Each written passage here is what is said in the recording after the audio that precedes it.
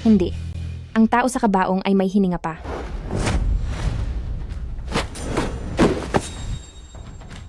Anong ginagawa mo? Bilisan ninyo, hulihin siya.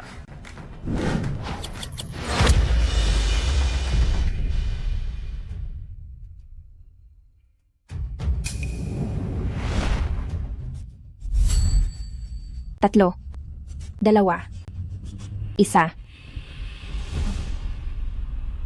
Ang patay, nabuhay, Ang patay, nabuhay.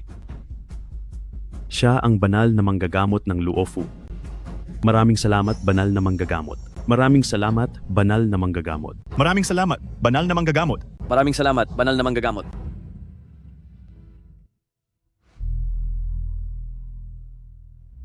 Bakit mag-isa kang nagpapacheck up? Nasaan ang asawa mo? Abalang-abala siya. 6 na taon kaming kasal, hindi ako pinayagan ni Fulin na bumisita sa ospital para makita siya, at ayaw din niya ng anak. Akala ko sadyang malamig ang pakiramdam niya, at ang pagpapakasal ay patunay ng pagmamahal niya sa akin. Ako ito. Parang boses ni Fulin iyon. Direktor? Ginang direktor? Palabasin ang pasyente sa loob. Masama ang pakiramdam ni Peyu. Siya muna ang i-prenatal check-up. Handa akong magbayad ng 3 beses sa pasyenteng ito. Pakiusap, lumipat ka.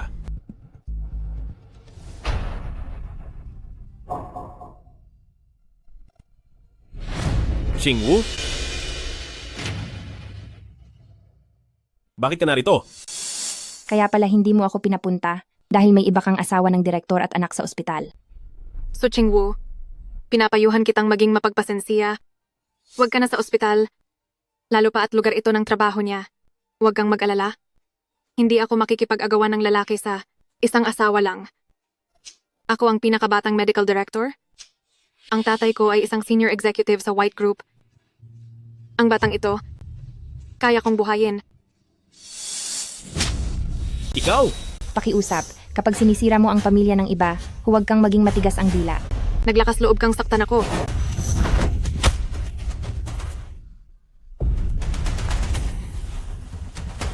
Ang anak ko, Xingwu!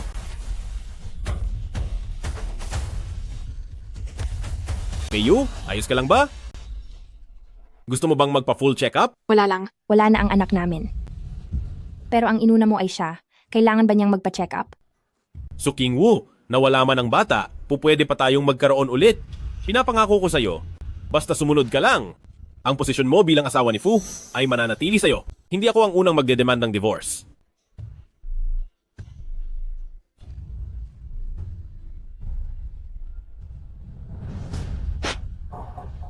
Fulin, maghiwalay na tayo.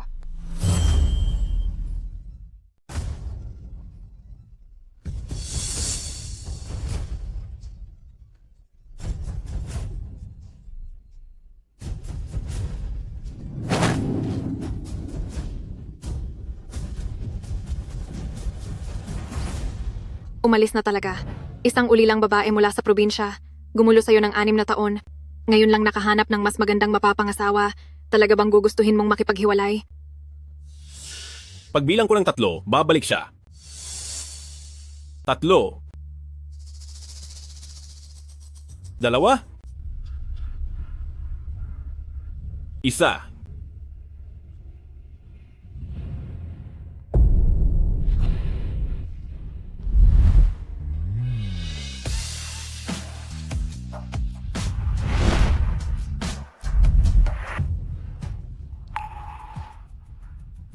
Fulin, napakakatawa-tawa mo.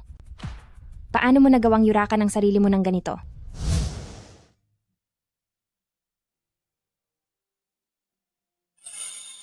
Bakit mo sa akin binibigay ang card ng suweldo mo? Chingwu, kahit wala pa akong gaanong pera ngayon, tiyak na pagagandahin ko ang buhay mo. Magpakasal ka sa akin, di ba? Oo.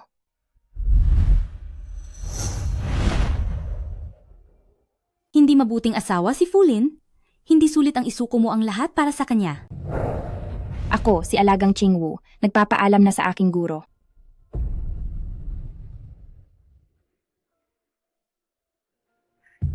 Matapos kaming ikasal, iniwan ko ang aking karera para tulungan siyang magbukas ng ospital, tinulungan siyang matupad ang kanyang pangarap, Inagapan ko ang kanyang mga magulang.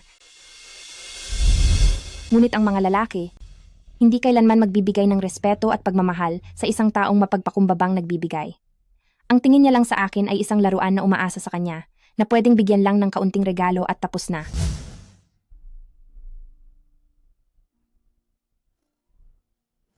Asawa ko, happy anniversary!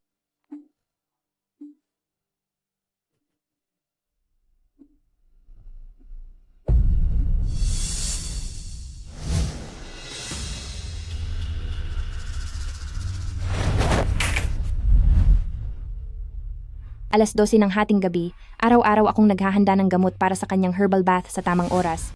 Dahil palagi siyang umuuwi ng alas 4 ng umaga. Pero ito na ang huli.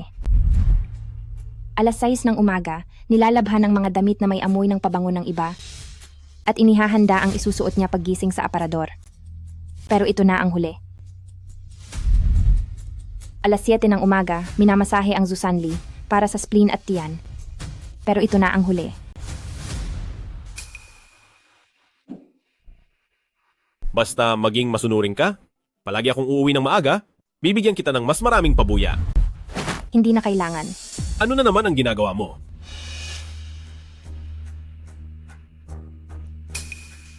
Inihanda ko na ang kasunduan sa diborsyo. Hati tayo sa lahat ng ari-arian sa mga nakaraang taon. Kung sumasang-ayon ka, pirmahan mo na. Dahil na naman to kay Peyo. Ilang beses ko na ba sa'yo sinabi? Si Peyo ang unikahija ng mataas na opisyal ng White Group. Kailangan ng ospital natin ang bagong gamot nila laban sa cancer. Puro negosyo lang ang ugnayan namin. Naniniwala ka ba talaga sa sinasabi mo? Bakit naman hindi ako maniniwala? Ginagawa ko to para mabigyan ka ng mas magandang buhay. Ikaw dyan sa bahay, namumuhay ng walang iniintindi, wala kang alam sa nangyayari sa labas. Alam mo ba kung gaano ako kapagod? Director Fu, may balita na po tungkol sa manggagamot ng Luofu. Mukhang mali ang timing ng pagbisita ko. Pati password ng gate namin alam niya. Mukhang kabisado pa niya ang kwarto namin. Chingwu, hindi mo alam kung gaano kahalaga sa atin ang manggagamot ng Luofu. Isa siyang buhay na manggagamot, sabi-sabi, kaya niyang bumuhay ng patay at pagdugtungin ng buto. Kapag nahanap natin siya, maliligtas pa ang sakit ni Director Lu. Hindi mo siya mahahanap. Wala kang naitulong, huwag ka nang magparinig. Fu, madam, baka hindi niyo alam, noong nasa rurok ng kapangyarihan si Ministro Lu, kilala siyang isang mahigpit na ministro. Basta magamot ang kanyang atake sa puso, ang ospital natin ang magiging pinakamalaki sa pribadong sektor. Ang usaping pagligtas ng buhay, hindi niya maintindihan. Sa aklat-aralan na lang tayo mag-usap. Pagkatapos ko rito, bibilhan kita ng regalo.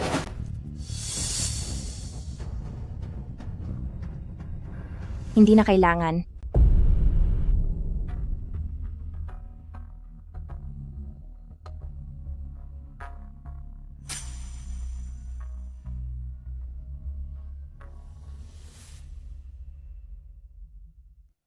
Miss Su, bakit ang bilis mong umalis? Ate-in-law, huwag kang magkamali ng isip. Natapunan ko lang ng kape ang sarili ko kanina, kaya nanghiram ako ng damit kay Director Fu. Tigil mo na ang palabas. Gusto mo ba yan? Sa'yo na. At pakisabi sa kanya na pirmahan na ang kasulatan ng diborsyo. Anong ikinagagalak mo? Kung hindi lang ako nagdoktorado sa ibang bansa 6 na taon na ang nakalipas, akala mo ba pakakasalan ka ni Fulin? Isang promdi ka lang? Hindi mo ako kayang talunin. Ni ayaw ko ngang makipag-agawan sa lalaki. Mas malawak pang mundo ang naghihintay sa akin.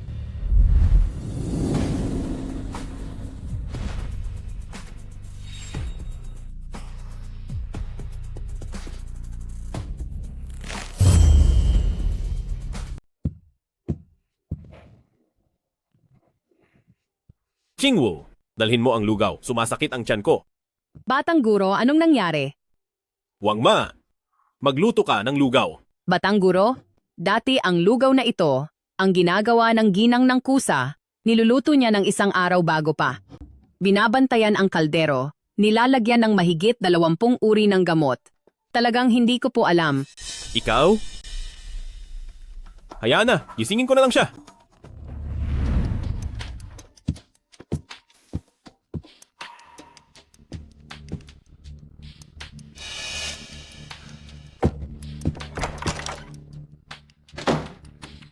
Umalis na ba talaga siya? Hindi. Malambot ang puso niya. Su Qingwu, kapag iniwan mo ako, hindi ka mabubuhay ng mag-isa. Bumalik ka. Babalik ka at papatawarin kita. Magkita tayo pagpirmahan ang kasunduan sa diborsyo. Hello? Hello? Mabuti rin at umalis siya. Fulin, ako lang ang nababagay sa iyo. Huwag mo akong hawakan. Sumasakit ang tiyan. Hihintayin ko siyang bumalik. Kung iiwan niya ako, hindi siya mabubuhay. Ang dami mong ibinigay na alahas sa kanya noon. Kung magbenta siya ng ilan, sapat na para mabuhay siya ng ilang araw. Mali ka.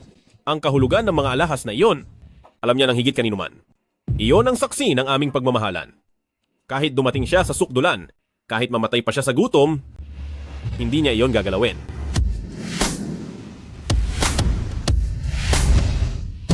Maligayang pagdating kagalang-galang na customer ng VIC. Binibining Su.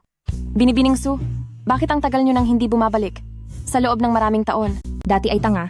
Akala ko mas maganda ang bigay ng lalaki kaysa sa binili mo mismo. Ngayon ay maliwanag na ang isip ko. Ang lahat ng ito, ibenta na lang lahat. Miss Su, sandali lang po. Dito po kayo. Miss Su, ito po ang pinagbentahan ng inyong mga alahas. 20 milyon lahat. 20 milyon lang ang nabenta? Ang layo naman sa inaasahan ko. Bakit ka biglang nagbebenta ng alahas? Nako, malulugi na ba si Fulin? Magdidiborsyo na kami ni Fulin. Nag-iipon ako ng pondo para magtayo ng modernong laboratorio para sa tradisyonal na Chinese medicine. Talaga? Susukuan mo na talaga ang lalaking panlibre na yan? Ang saya ko lang eh. Nabalitaan ko ang lalaking panlibre na yan. Hinahanap din si Divine Dr. Luofu. Kapag nalaman niyang ikaw si Divine Dr. Luofu, siguradong pagsisisihan niya ng husto. Wala akong pakialam. Wala naman akong paki sa iniisip ni Fulin. Ganyan talaga ang pagiging strong independent woman natin. Sabi mo, magtatayo ka ng laboratorio? Ipapakilala kita sa isang tao. Senior ko siya noong high school, may PhD sa Harvard, ang numero 1 medical stock, ang CEO ng Bai Group. Si Bai Shijing. Sa loob ng maraming taon, hinahanap din niya si Divine Dr. Luofu. Hindi ko nga sinasabi. Nakilala kita. Teka lang ha. Nabalitaan nyo na ba? May asawang taga-probinsya si Director Fu, naging housewife ng 6 na taon. Lahat ng pera ay galing kay Director Fu. Gusto pa raw magdiborsyo para hatiin ang kalahati ng ari-arian. Walang silbi. Umaasa sa lalaki, mandaraya sa pera sa pamamagitan ng pag-aasawa at pagdidiborsyo, napakawalang hiya para sa aming mga babae. Bago ka humusga ng iba, dapat mo munang tingnan ang 3 salamin. Ang salamin ng katotohanan, ang salamin ng paggalang, at ang salamin na nagpapakita ng pagtatangi. Kung tungkol naman sa halaga ng isang may bahay, ang isang tao na hindi naiintindihan ang financial report ay natural na hindi kayang kalkulahin ang halaga ng 6 na taon ng pagiging may bahay.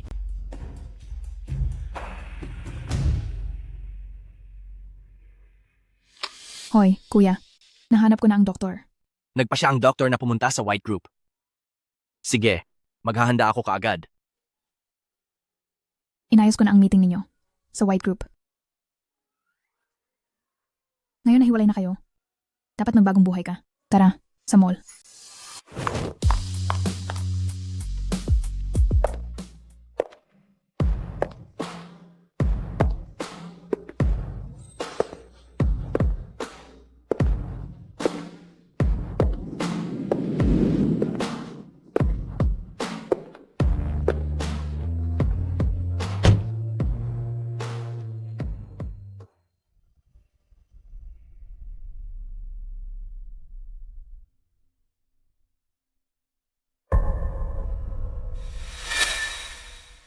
Huwag ka nang maglagay ng lipstick. Hindi ko gusto.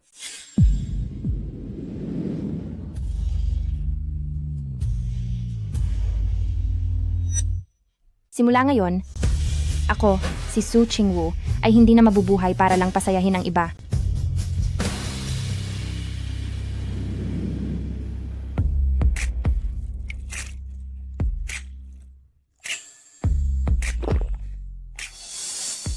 Huwag kang mag-alala. Nakipag-usap na ako kay Papa. Paglabas ng bagong gamot ng White, ibibigay ko sa iyo sa pinakamababang presyo. Peyu, salamat sa iyo. Ang babae sa silid kanina, napakaganda. Tingnan mo ang kanyang tindig. Para siyang diwata. Ito si Su Qingwu.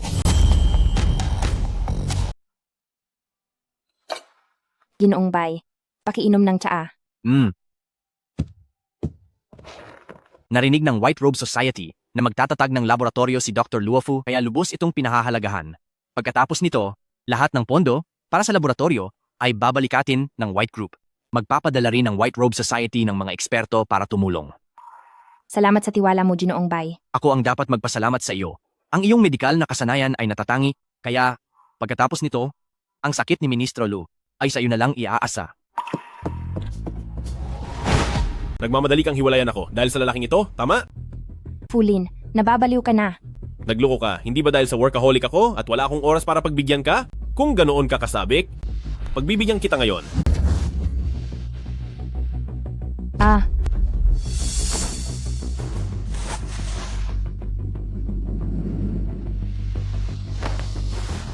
Ano? Naalala mo na? Gusto mo lang ang ginagawa ko sa iyo. Halika, ako ang magbibigay kasiyahan sa iyo.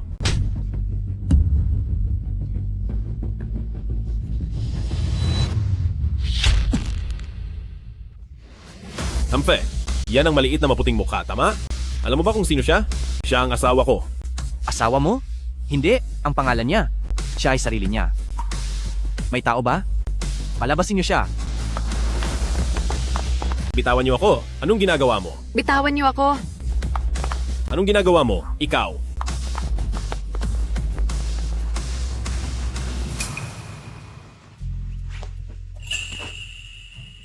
Halika na. Maghanap tayo ng ibang lugar para magpahangin. paumanhin. Ang diborsyo ko ay hindi masyadong maganda.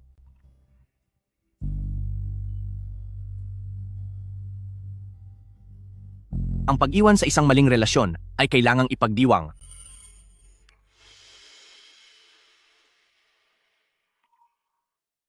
Pakawala ng isang tao, yakapin ang mundo. Mula ngayon, malaya na akong lumipad. Salamat. Ako. Ang Bai Group ay laging nasa likod mo.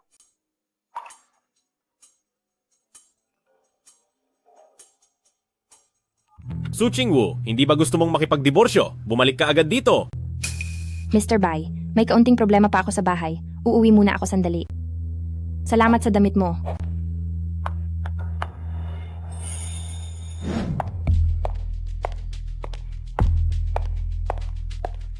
Qingwu, lumaki ka sa bundok, kaya hindi mo pa nakita ang kagandahan ng mundo.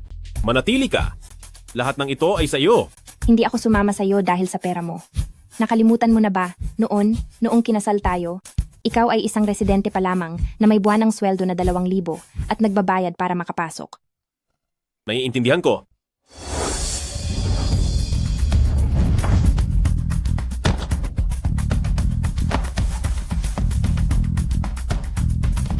Manatili ka, ang aking pagkatao ay sa iyo. Manatili ka, ang sa akin ay sa iyo. Anong gusto mong gawin? Bitawan mo ako.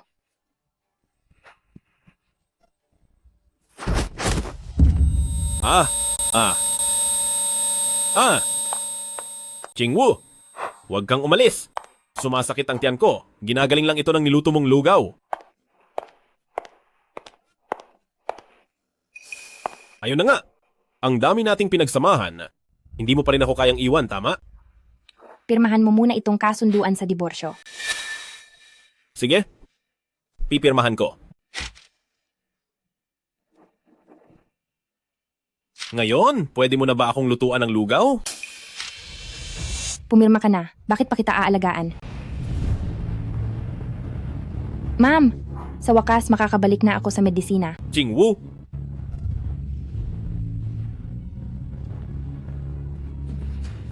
Director Fu, critical ang kondisyon ni Director Lu. Kasalukuyan nang pinapatawag ang lahat ng doktor sa syudad para sa konsultasyon, pumunta po kayo kaagad. paparating na ako. Director Fu, nakikiusap po ako. Kailangan ninyong iligtas ang aking ama. Kayo ang pinakamagaling na siruhano sa buong bansa. Tiyak na may paraan kayo. Tumayo ka! Si Director Lu ay nasa yugto ng paggaling mula sa atake sa puso. Bakit bigla siyang naging kritikal? Noong nasa ospital si Director Lu, nadapa siya ng hindi sinasadya, nabasag ang tadyang at tumusok sa puso, Malala ang panloob na pagdurugo. Nagawa na namin ang lahat ng pang-emerhensiyang hakbang, ngunit hindi pa rin maganda ang sitwasyon.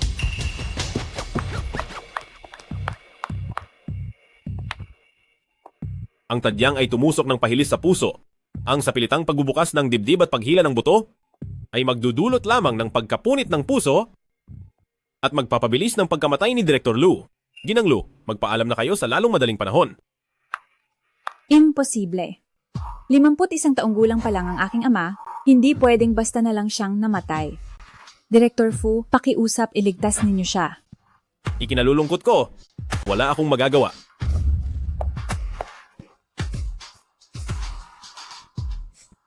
Ang doktor ng Luofu. Kung narito ang doktor ng Luofu, tiyak na maililigtas niya ang aking ama. Nasa tamang landas ka na. Noong ikinasal ka, hindi ko kinuha ang iyong mga silver needle. Ngayon ay maibabalik ko na sa iyo. Qingwu, sa pagbaba mo ng bundok, dapat mong gamitin ang iyong kakayahan upang manggamot at iligtas ang lahat ng nilalang. Ang iyong disipulo ay makikinig. Binibining Lu, bilisan mo, planuhin mo na ang libing. Matagal na ninyong hinahanap ang doktor ng Luofu, kaya alam nyo dapat na ang doktor ng Luofu ay isang misteryo. Ang matandang ministro ay wala ng pag-asa. Narito ang doktor ng Luofu. Sino ang nangangahas na sabihing wala ng pag-asa? Su Qingwu. Binibining Lu, ito ang nag-iisang Luo Fuyi Xian. Sa kanyang tulong, tiyak na gagaling si Director Lu. Si Su Qingwu ang Luofu Yisian? Imposible.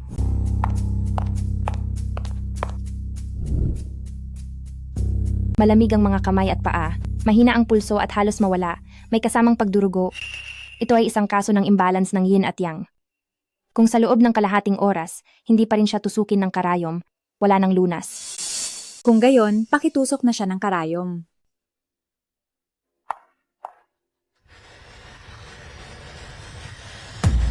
Su Qingwu, huwag kang magulo. Buhay ng tao ang pinag-uusapan dito. Kung mapatay mo ang pasyente, hindi kita matutulungan.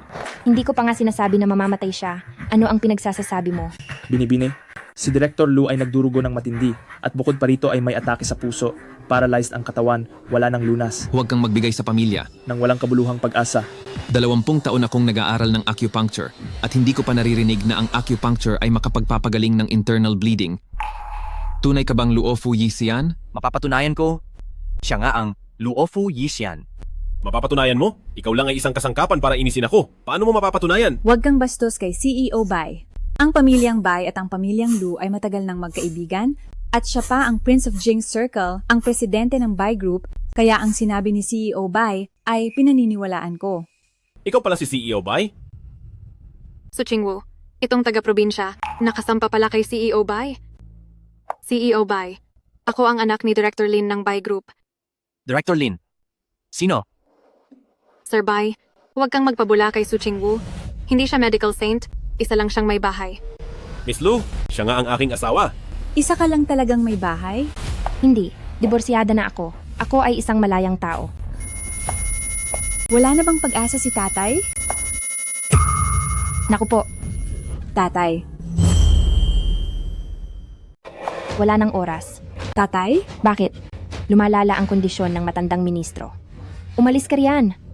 Pabayaan mo akong mag-acupuncture. Su Qingwu, wala ka bang katapusan? Su Qingwu, alam kong ikaw iyan, naiinggit ka kay Peyo. Gusto mong magpanggap na medical immortal para makuha ang atensyon ko. Pero ngayon, hindi ito ang panahon para pag-usapan ng damdamin. Wala akong magawa. Huwag kang maglaro sa buhay ng tao. Hindi ko akalaing napakasama mo. Hindi ka nag-atubiling patayin si Lubusang para lang makaganti kay Aileen. Kung wala kayong utak, ibigay nyo agad. Huwag nyo akong abalahin sa pagligtas ng tao. Tama nga, naiinggit ka sa akin. Kayang gamutin? Siyempre, ang pamilya ng pasyente ang magpapasya. MS Lu, ako, si Bai Shijing, handang isugal ang lahat ng ari-arian ng pamilya Bai para suportahan si Luofu Yixian. 5 taong gulang pa lamang ang medical immortal, nabasa na ang Huang Di na Jing at Jingui Yaolue. Sa edad na 11, nagagawa na niyang gamutin ang leukemia. Naniniwala ako, kayang-kaya niyang gamutin si Lubusang. Hayaan mo akong mag-acupuncture.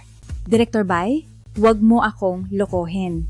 Kung talagang wala ng pag-asa ang tatay ko, gusto kong umalis siya ng marangal. Tatay, Ay, huwag mong lapastanganin ang bangkay ni Lubuzang. bakit mo nilalapastangan ang bangkay ng tatay ko? Pakiusap, hayaan mo akong tapusin itong isang turok. Mga bantay. Kalad ka rin siya palabas. Huwag niyo siyang galawin. Buhay ang patay. Ikaw nga si Roful Medico. Bitawan mo siya. Hindi ka panipaniwala. Talagang nabubuhay ng Rawful Medico ang mga patay. Nakita ko mismo na tumigil ang tibok ng puso ni Kalihim Lu. Ikaw si Roful Medico? Bakit hindi mo sinabi sa akin? Dahil hindi mo ako pinansin. Hindi ko hahayaang sunggaban ni Su Chingwu ang lahat ng karangalan. Ang iniksyon kanina, nagkataon lang iyon. Su Chingwu, isang ulilang babae mula sa probinsya, paano siya magiging si Roful Medico? Dahil gising na si Kalihim Lu, dapat nating gawin agad ang full body checkup. Kung gusto mong mamatay si Kalihim Lu, gawin mo iyan. Dr. Lin, huwag ka nang makialam sa paggamot sa tatay ko mula ngayon. Medico, ano ang susunod nating gagawin? Iabot mo sa akin ang aking sterile gloves. Aayusin ko ang buto ni Kalihim Lu.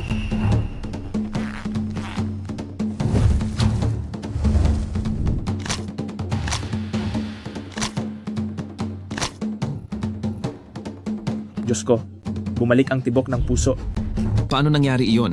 Tumigil ang internal bleeding, gumaling na rin ang heart attack. Ang vital signs ni Kalihim Lu ay patuloy na tumataas ngayon. 3, 2, 1. Tatay. Nako, magaling na ako. Pati ang dati, na pamamanhid ng mga braso at binti mula sa heart attack ay gumaling na rin.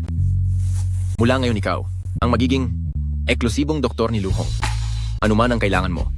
Kahit ang kayamanan ng pamilya ni Luhong, ibibigay ko ang lahat. Medico, salamat sa pagliligtas mo sa tatay ko. Bilisan mo, tumayo ka. Binabati kita sa unang hakbang mo sa paghiganti. Batiin si Medico. Batiin si Medico. Hindi. Hindi ko hahayaang umangat si Su Chingwu. Hindi maaaring maging eksklusibong doktor mo si Su Chingwu. Bakit? Dahil wala siyang lisensya sa medisina.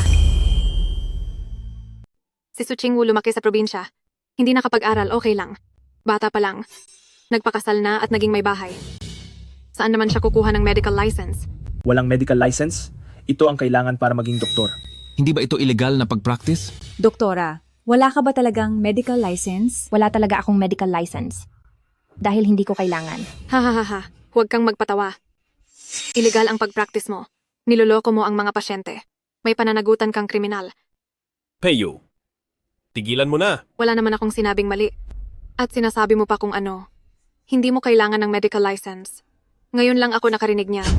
Kung sino ang maging doktor na hindi kailangan ng medical license. Hindi ka nakarinig? Dahil yan sa pagiging ordinaryo mo. Ang mga espesyal na eksperto ng International White Robe Society, hindi na kailangan ng medical license. International White Robe Society, hindi ba yan ang pinakamataas na antas ng UN na organisasyong medikal? Nabalitaan kong napakahigpit ng pagpasok. Maraming matatandang propesor sa bansa sa White Robe Society. Ordinaryong doktor lang ang kaya nilang maging. Nabalitaan ko, ang bisedirektor ay patuloy pa rin na nagpapasa ng aplikasyon sa White Robe Society. Pero kailangan pa rin ng 10 taong pagsusuri bago maging ganap na miyembro. Tama. Kahit pa si Su Chingwu ay talagang ang Luofu Medical Ferry. Kuwentong bayan lang yan. Para makakuha ng pagkilala ng International White Robe Society. Malayo pa yan. Talaga? Kung gayon, ano ito ang imbitasyon?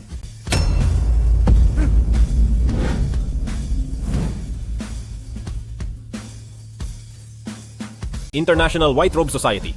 Iniimbitahan si Beb Su Chingwu upang maging espesyal na eksperto. Maligayang pagdating. Isa ka talagang espesyal na eksperto. Totoo bang espesyalista ka?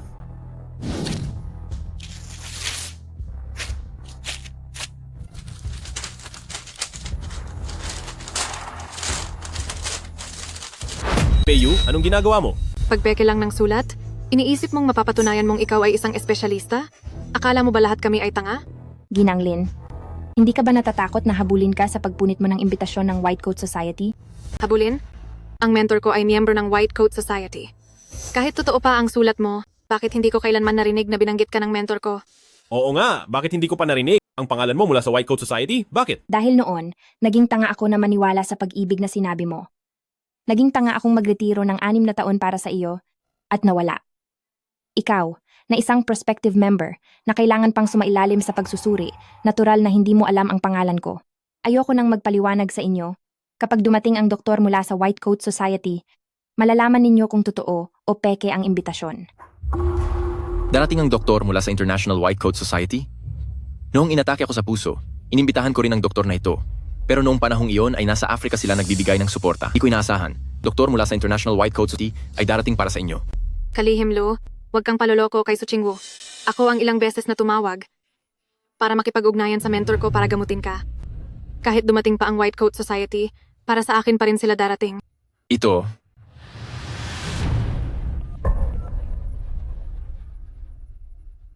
Guro, binisita niyo po ba si Kalihim Lu ngayon? Nasa ospital na ako, paparating na ako sa silid.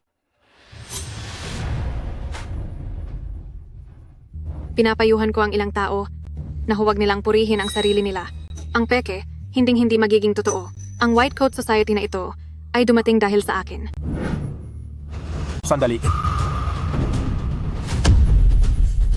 Guro, Uncle Master, huli na ako. Ma'am, na-late ako? Sige, ang mahalaga nandito ka. Ma'am, hindi ko talaga sinasadya na malate. Talaga pong nalaman ng lahat na ikaw ang tutulong, kaya naguunahan sila. Pinaghirapan ko po talagang makahingi ng pagkakataong makita kayo. Professor, paano mo siya tatawaging Junior? Ikaw ba yan? Ano nga ulit ang pangalan mo? Kahit hindi mo alam na siya ang espesyal na ekspertong inimbitahan ng White Garment Society, dapat alam mo na siya ang Dr. Immortal of Luofu na kilalang kilala. Bilisan mo at tawagin mo siyang Grandmaster. Kung hindi mo siya kikilalanin, hindi mo na rin ako kailangang kilalanin. Grandmaster. Sige na, kakagaling lang ni Director Lu. Kailangan pa niyang magpahinga. Paalisin niyo na ang lahat. Ikaw, maiwan ka, at pag-usapan natin ang susunod na plano ng paggamot. Sige po.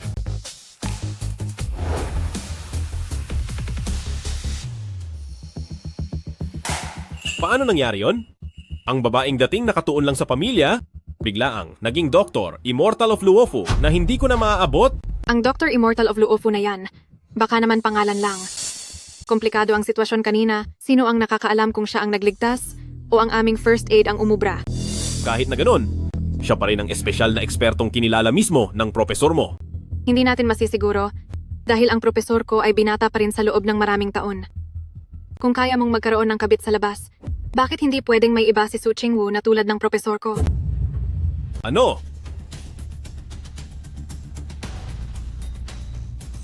Si Suching Wu? Ang bilis naman niyang magkaroon ng bagong pag-ibig. Baka nakipagrelasyon na si Suching Wu sa propesor ko bago pa ako naghiwalay. Direktor Fu, sayang talaga ang 6 na taon mong ibinigay. Tigilan mo na. Suching Wu, ang dalawang lalaking ito ay ginagamit mo lang para pagselosin ako.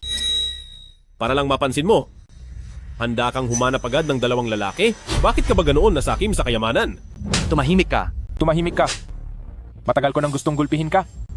Kung hindi dahil sa pagpapakasal sa iyo, bakit kaya nagretiro ang aking nakababatang master sa loob ng 6 na taon? Fu Lin, ang mga taong may maruming isip, lahat ng nakikita ay marumi. Tandaan, wala akong koneksyon sa iyo. Ako ang ayaw sa iyo. Ipaliwanag mo sa akin? Anong ibig sabihin ng pagretiro ng 6 na taon dahil sa kasal? Ang ibig sabihin, inaksaya mo ang 6 na taon ko sa pagpapagaling at pagsagip ng buhay. Ginoong Bay, umalis na tayo. Suching Wu, Ayos ka lang ba? ipadala mo ako sa internal medicine para magpa-check up.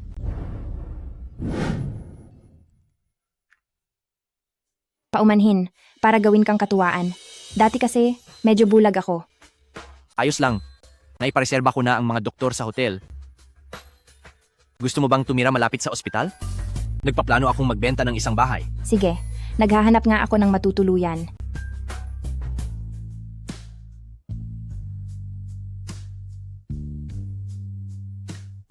Ang bahay na ito ay 6 na taon na ang nakakaraan. Ibinenta ko para sa negosyo ni Fu Lin, pero kamanghamanghang na natili itong eksaktong kapareho ng dati.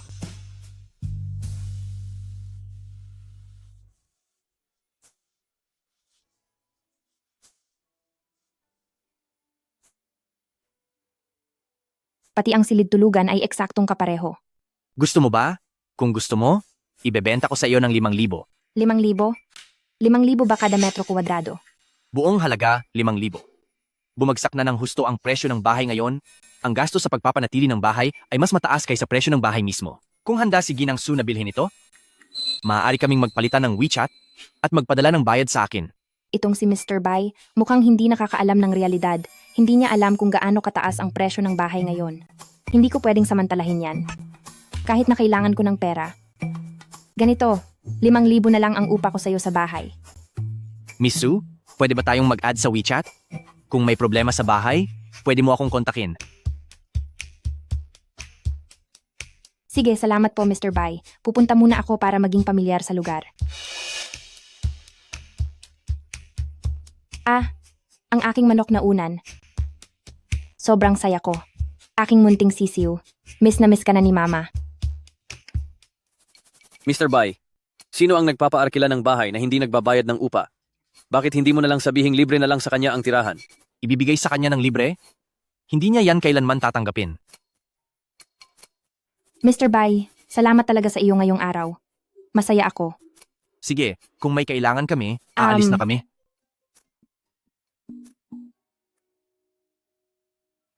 Kung gayon, hahatid ko kayo. Hindi na kailangan, sa tapat lang ako nakatira sa iyo. Sa tapat ka nakatira? Doon ka pala nakatira sa tapat? Para madali kong mabisita si Ministro Lu. E di ang tindi ng tadhana natin ano? Kakakilala lang natin, magkapitbahay na agad. Sa totoo lang, hindi naman tayo ngayon lang nagkita.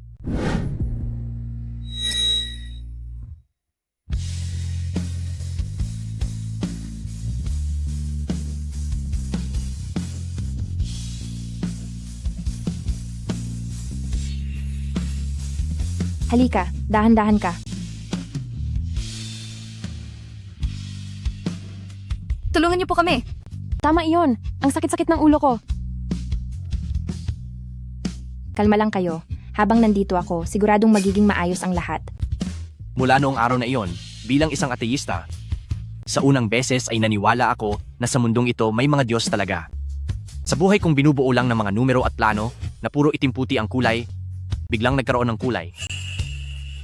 Talagang nakakataon.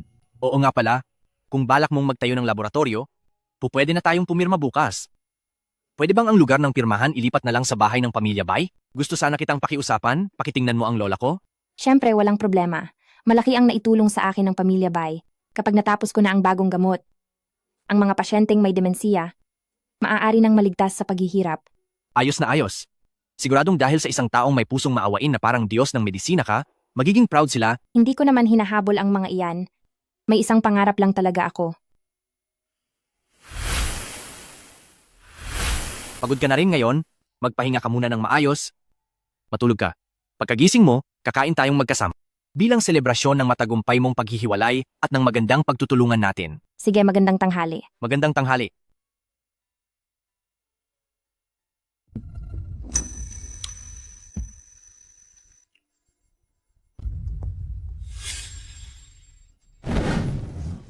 Paanong mangyayari yon? Isinilang akong may kulang sa bituka. Ang ganitong congenital na sakit, walang nakagagamot kahit saan. Maliban na lang kung mahanap ang kilalang-kilalang immortal na manggagamot ng Luo Fu. Pero si Ginang Fu mismo, ang immortal na manggagamot ng Luo Fu, kaya wala kang dapat ipag-alala, Ginoong Fu.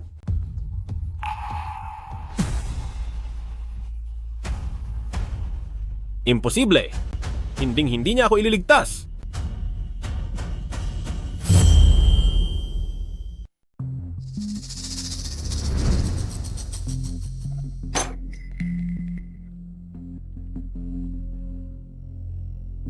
Arin, ang iyong bituka ay hindi lubos na nabuo. Kahit pahanda kang tulungan ni Su Qingwu, marahil ay wala na ring paraan. Marami akong kilalang mga nangungunang doktor, tiyak na matutulungan kanila. Huwag ka nang malungkot dahil sa taong walang puso. Salamat, Peyu. Sa panahong pinakamahirap para sa akin, ikaw lang ang kasama ko. Natural lang yan. Ikaw ang pinakamamahal kong tao, at ikaw din ang ama ng aking anak. Namatay ang anak ni Su Qingwu, ngunit ang anak ni Lin Peyu ay buhay pa. Kung papatayin ko ang anak ni Lin Peyu bilang kabayaran sa anak ni Su Qingwu, babalik kaya si Su Qingwu sa akin? Arin, natakot mo ang bata. Paumanhin. Nag-iisip lang ako. Nawala sa sarili. Hindi pa rin ba nagre-reply si Su Chingwu sa'yo? Napakasutil niya naman. Paano niya kayong pababayaan ni Lola? Tsaka, kailangan din siya ni Lola sa pag-aalaga.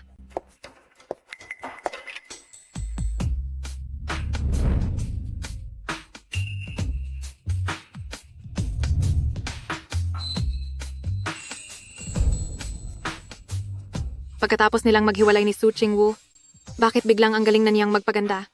Sinapian ba siya? Talagang nagpaganda ka ng husto? Para mag-sorry sa akin, di ba? Alam kong hindi siya mabubuhay kung wala ako. Huwag kang mag-isip na madali kitang patatawarin.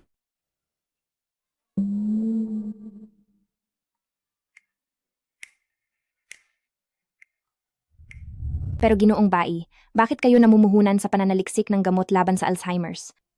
Ito ba ay para sa lahat ng matatanda sa mundo, para magbigay ng bahagi ng puso, o may ibang dahilan? Sino ba ang walang matanda sa bahay? Hanggat may matanda, posibleng magkaroon ng sakit na ito. Ngunit, maliban sa iyo, sino pa kaya ang kayang bumuo ng gamot laban sa Alzheimer's? Isang karangalan para sa akin ang mamuhunan sa iyo. Su Chingwu, naglakas loob kang baliwalain ako? Arin, naaalala ko na pinirmahan mo ang kasunduan sa diborsyo na ibibigay mo sa kanya ang kalahati ng ari-arian. Ngunit siya ngayon ay nambababae sa ibang lalaki. Kumuha tayo ng mas maraming ebidensya. Para sa panahong iyon, wala siyang makukuha kahit isang sentimo. Tama. Huwag siyang umasa na makakakuha ng kahit isang sentimo mula sa akin. Tingnan natin kung paano niya mapapanatili ang kanyang kaakit-akit na imahe para mangakit ng ibang lalaki. Bakit kaya biglang gustong makipagdiborsyo ni Su Chingwu sa iyo? Siguradong nakipag-ugnayan siya kay Bai Shijing. Pero sa tingin ko, kayang magkagusto ni Bai Shijing sa kanya. Siguradong akala niya ay makakakuha siya ng kalahati ng ari-arian at makuha ang aming mga resulta ng pananaliksik. Ito ang bunga ng aming pagsisikap sa loob ng maraming taon. Huwag umasa si Su Chingwu na makukuha niya ang anumang resulta. Saka, ito ang impormasyong naipon ko tungkol sa gamot kontra Alzheimer na pinag-aralan ko kapag may oras. Siyempre, hindi na kailangan pang tingnan ang iyong research report. Total, ikaw si Luo Fu Yisian at ang iyong research material lamang ang maituturing na may autoridad. Luo Fu Yisian, huwag kang tumawa. Seryoso ako sa bawat salita ko. Naku, huwag ka nang mambola pa. Paulit-ulit kang Luo Fu Yishian. Nilalabasan na ako ng balahibo. Kung gayon, kumain muna tayo. Inihanda ko na ang pagkain ng mas maaga. Lahat ng ito ay paborito mo. Alam mo pa rin kung anong pagkain ang paborito ko? Mukhang si CEO Bai ay nagpursige talaga para kunin ako bilang isang talento, hindi nagkulang sa pagsisikap. Siyempre, tanging ang mga tanga lamang ang mawawalan sa iyo. Alam na alam niyang nandito ako, pero nakikipagsabayan pa rin sa ibang lalaki sa publiko. Su Chingwu, sumosobra ka na! Hindi mahalaga kung ikaw ay si Luo Fu Yisian o isang henyo sa medisina. Sa huli, hindi ka pa rin lampas sa pagiging isang may bahay. Isa lamang aso na pwedeng paluin ni Alin kahit kailan. Tingnan natin kung paano mo pa itatago ang iyong kahihiyan mamaya. Ang Fus Hospital ay matagal nang nagde-develop ng gamot kontra cancer, sabi-sabi, na ito na ang pinakamahalagang yugto. Plano mo bang bumalik at tulungan siya? Ito ang resulta ng taon ng aking masusing pananaliksik. Si Su Chingwu ay biglang dumating. Hindi ba't gusto niya lang agawin ang kredito? Pero hindi ko hahayaang mangyari ang gusto mo. Paumanhin, makakaabala lang po. Paumanhin po. Gagambalain ko lang po kayo. Ihaharap ko na po ang pagkain ninyo.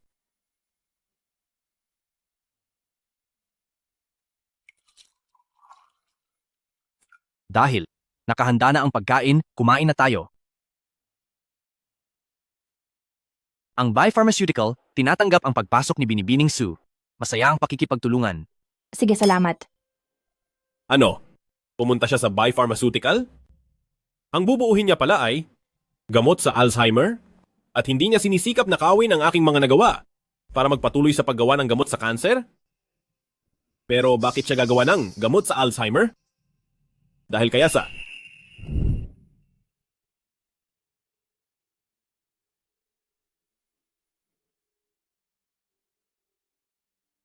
Mahal, nabalitaan ko na ang ospital kamakailan ay kumita ng malaki.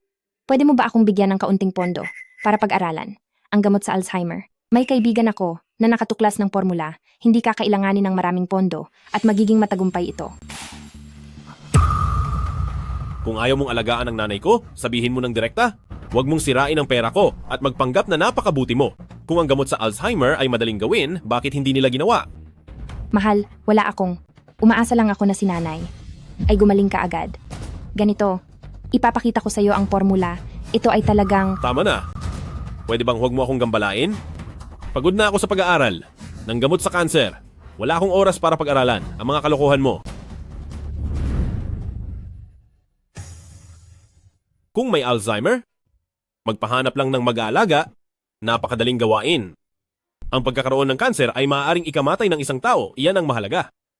Huwag mo akong palaging ginagambala dahil sa maliliit na bagay. Asawa, walang alam.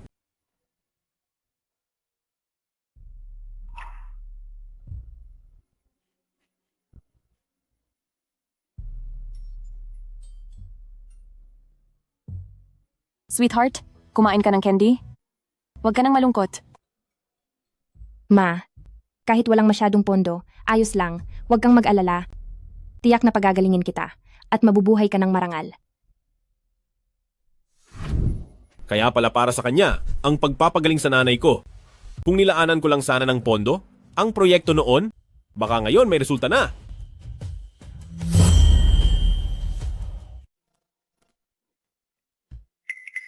Alvin.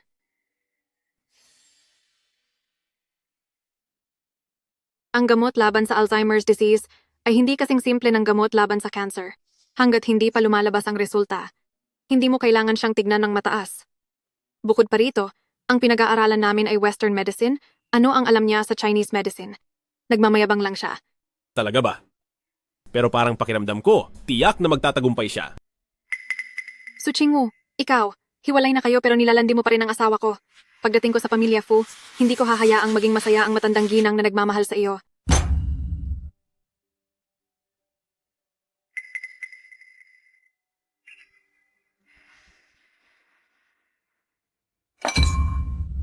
Wala bang sobering service ang inyong star-rated restaurant? Patawad po talaga, sir. Siguro po ay nagmamadali lang. Hindi po nahanda ng maayos ang botelya ng alak na ito. Patawad po talaga, sir. Dahil sa iyo, ang pakiramdam ko ay kasing sama ng red wine. Unang beses kong makasama siya sa hapunan, lahat ay maayos, ngunit nasira ng malaswang red wine na ito. Ang botelya ng alak na ito ay katumbas ng sweldo ko sa loob ng ilang buwan. Hindi ko po talaga kayang bayaran. Patawad po talaga. Pasensya na. Mr. Bai. Bakit hindi ko subukan na timplahan ka ng bagong inumin? Isang karangalan.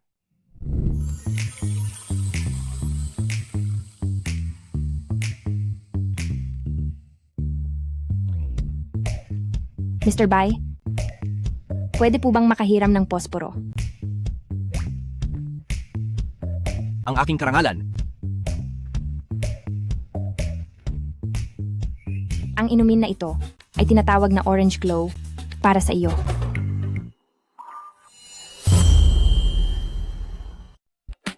Su Qingwu, hindi pa tayo legal na hiwalay. At nakikipag-date ka na sa ibang lalaki mag-isa? Hindi ko kailangang magulat sa iyo sa kung ano man ang ginagawa ko. Dating asawa.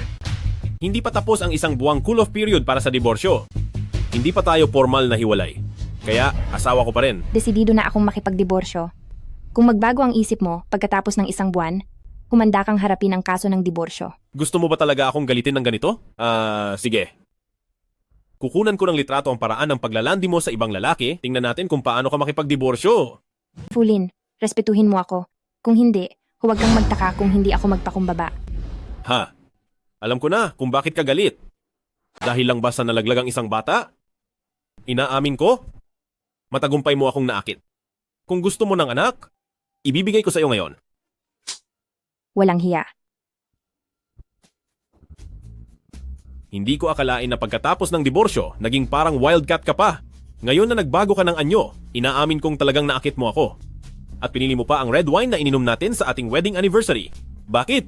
Hindi mo pa rin makalimutan ang pag-inom natin ng alak at ang paraan ng pagyakap mo sa akin ng may passion pagkatapos mong uminom?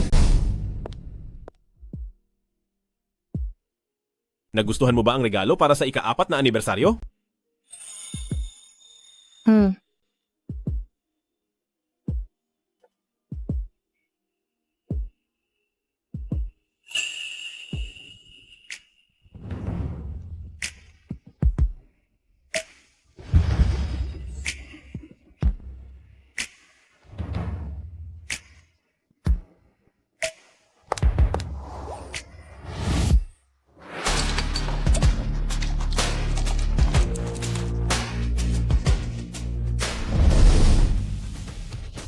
Gusto mo bang ulitin ang nakaraan ngayon?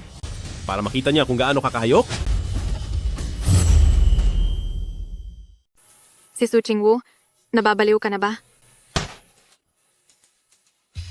Napadalos-dalos lang ako kanina. Hindi ko sinasadya. Fulin, dati, bakit hindi ko napapansin na ganyan ka kamanipula?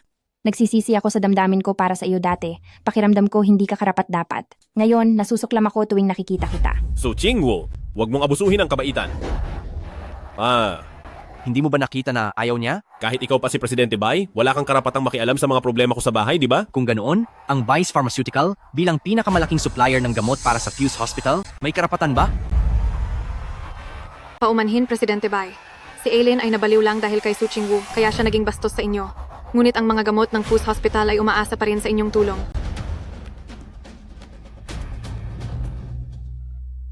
Tara na.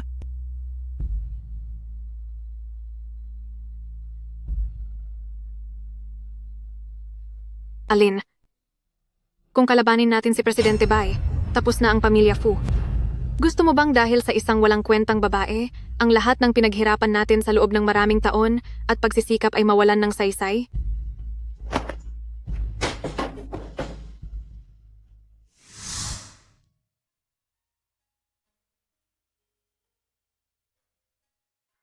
Hayes, Kung laging magbubuntong hininga, tatakas ang swerte. pasensya na. Presidente Bai, naging katawa-tawa ako sa paningin ninyo. Aba! Sayang at hindi ko nainom ang orange light, talagang nakakapanghinayang.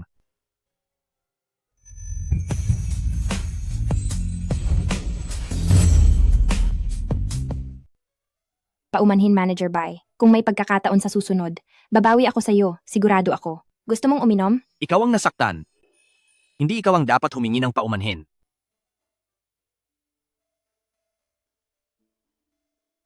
Kanina, habang gumagawa ka ng inumin, tila may mahi ka sa iyong mga kamay. Ang ganitong talento, hindi dapat malibing sa isang bigong relasyon. Kung talagang gusto mong bumawi, tulungan mo akong pagalingin ng aking ina dahil sa congenital intestinal hypoplasia niya, kailangan ka talaga niya. Halika, mahal. Dali, inumin mo na itong herbal soup. Hindi nasasakit ang tiyan mo.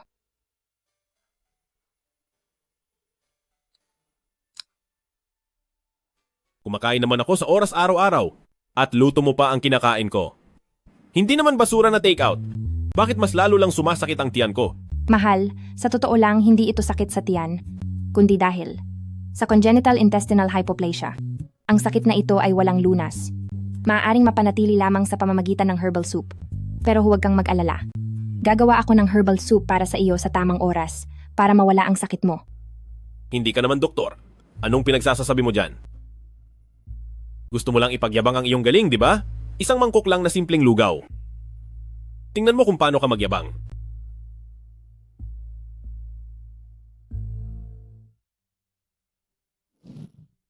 Kung ayaw mo, hayaan mo na. Gusto ko.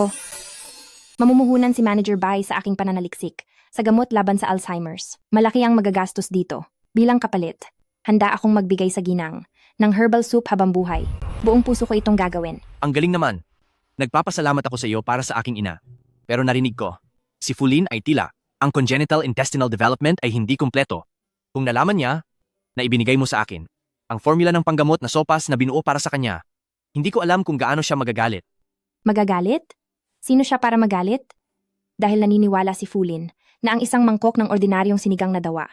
Kung gayon, kahit mamatay siya sa sakit, wag na siyang umasa pang makakain kahit isang butil ng sinigang na dawa na lulutuin ko.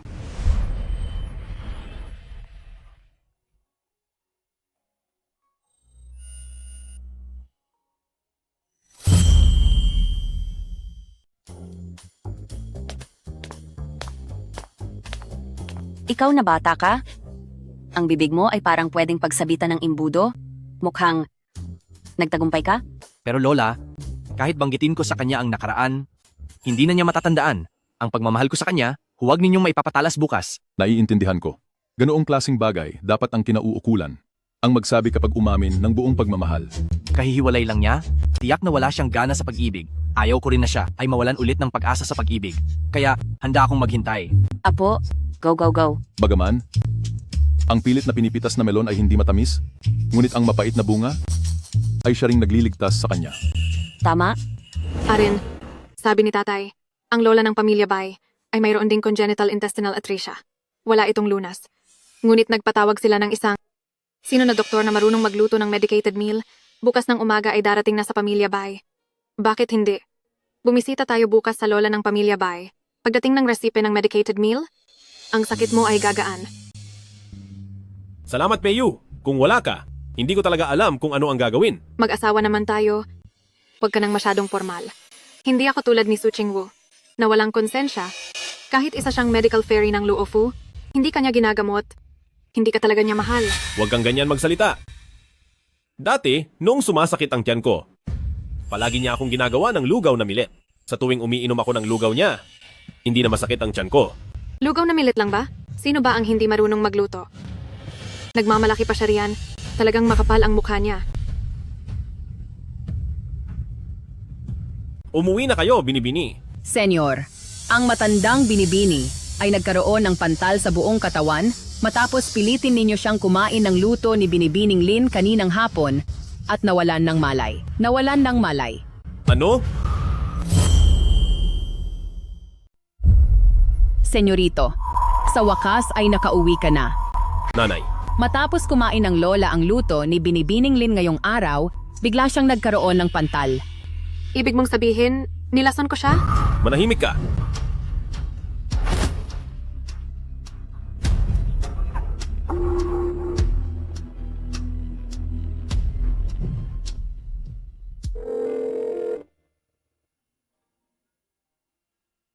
Hoy, nanay. Su Qingwu, nagkasakit at nagkapantal ang nanay ko at hindi mo pa sinasagot ang tawag ko. May konsensya ka pa ba? Gusto mo bang mamatay ng maaga ang nanay ko? Nagkapantal? May kinain ba siyang nakaka-allergy? Pinakain niyo ba si nanay ng mangga? Mangga? Ang niluto ni Binibining Lin para sa lola ngayong araw. Hindi ba at mango cake iyon? Tang. Ito ba ang cake na pinakagusto mong kainin? Wow! Maraming salamat. May mangga pala? Kung gayon, hindi ako makakakain. Bakit? Ipinagbilin sa akin ng aking mahal na manugang na bawal kumain ng mangga dahil magkakaroon ako ng mga pulang spot. So, allergic ka pala sa mangga? Mas maganda kung mamatay ka sa allergy. Sa bahay na ito, kahit sino nakampi kay Su Qingwu, kahit aso pa ay dapat tanggalin. Ganoon pala. Kung gayon, inaapi niya ang lola at nililimitahan ang lola. Ayos lang, imported na mangga ito, walang mangyayari kung kakainin. Kung gayon, sige.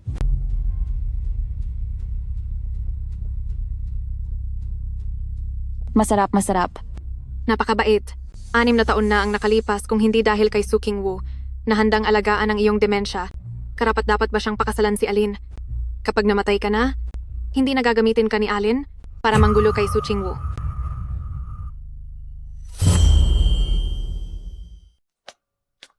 Ginanglim. Ang sabi po ni Madam, Magkahiwalay na sila ni Su Qingwu. Huwag mong kalimutan, sino ba talaga ang Ginang Fu at sino ang amo mo? Fulin, sinabi ko na sa iyo, hindi pwedeng kumain ng mangga si mama. Hindi ka talaga nakikinig. Ayaw mo ba kay mama dahil may demensya na siya? Masyado siyang abala. Gusto niyo ba siyang mamatay na kaagad? Kung gayon, bibili ako agad ng gamot sa allergy. Walang epekto ang gamot sa allergy. Sa cookbook na iniwan ko sa bahay, may espesyal na herbal na sopas para sa paggamot. Tingnan mo kaagad. Sige, babantayan ko ang sitwasyon ni mama rito. I-add mo na lang ulit ang WeChat ko. Kung may pagbabago rito, agad kitang aalertuhin. Sige, alam ko. Paano ka nagkaroon ng ganoong walang responsibilidad na anak? Baka hindi tama ang pagluto ni Ate Lee. Hindi magiging epektibo ang herbal na sopas na iyon. Mas mabuting ako na lang ang gumawa.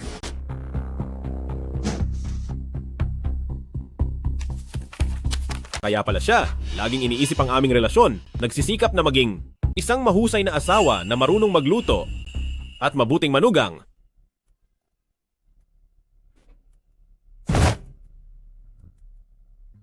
Mahal kong manugang. Mahal kong manugang. Mahal kong manugang.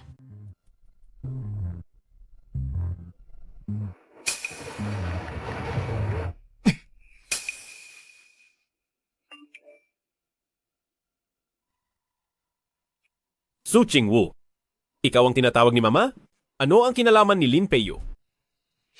Wala, ibaba ko na. Masyado akong abala. Su Qingwu, umuwi ka ngayon na? Mag-uusap tayo tungkol sa paghahati ng ari-arian. Kung hindi ka babalik, wala kang makukuha kahit isang sentimo. Sige, subukan mo. Hello? Hello? Su Qingwu, ikaw na walang puso. Sayang ang pagmamahal ni Mama sa iyo. Ikaw na walang utang na loob. Ma, nandito na ako. Si Su Qingwu, bakit ngayon ka lang? Arin, ang recipe ni Su Qingwu, ang hindi ko masyadong maintindihan. Pwedeng, Hintayin mo ako sa silid-aralan. ako, Ma, bakit ka naging ganyan? Su Qingwu, umalis ka na, bakit ka pa bumalik?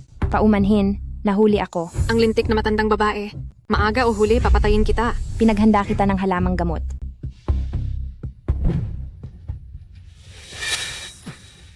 Su Qingwu, huwag kang mag-inarte.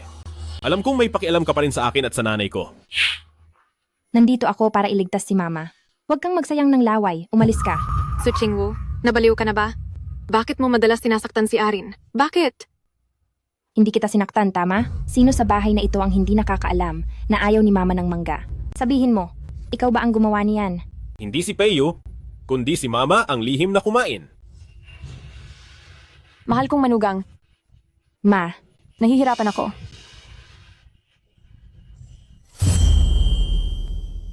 Aking manugang, Ma, masama ang pakiramdam ko.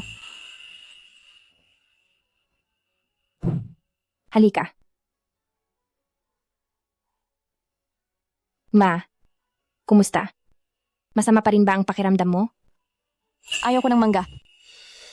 Ayaw. Sige. Ma, hindi tayo kakain, hindi kakain. Hindi na kakain simula ngayon. 'Di ba? Aking manugang, patulugin kita, okay lang ba? Su Qingwu, ikaw?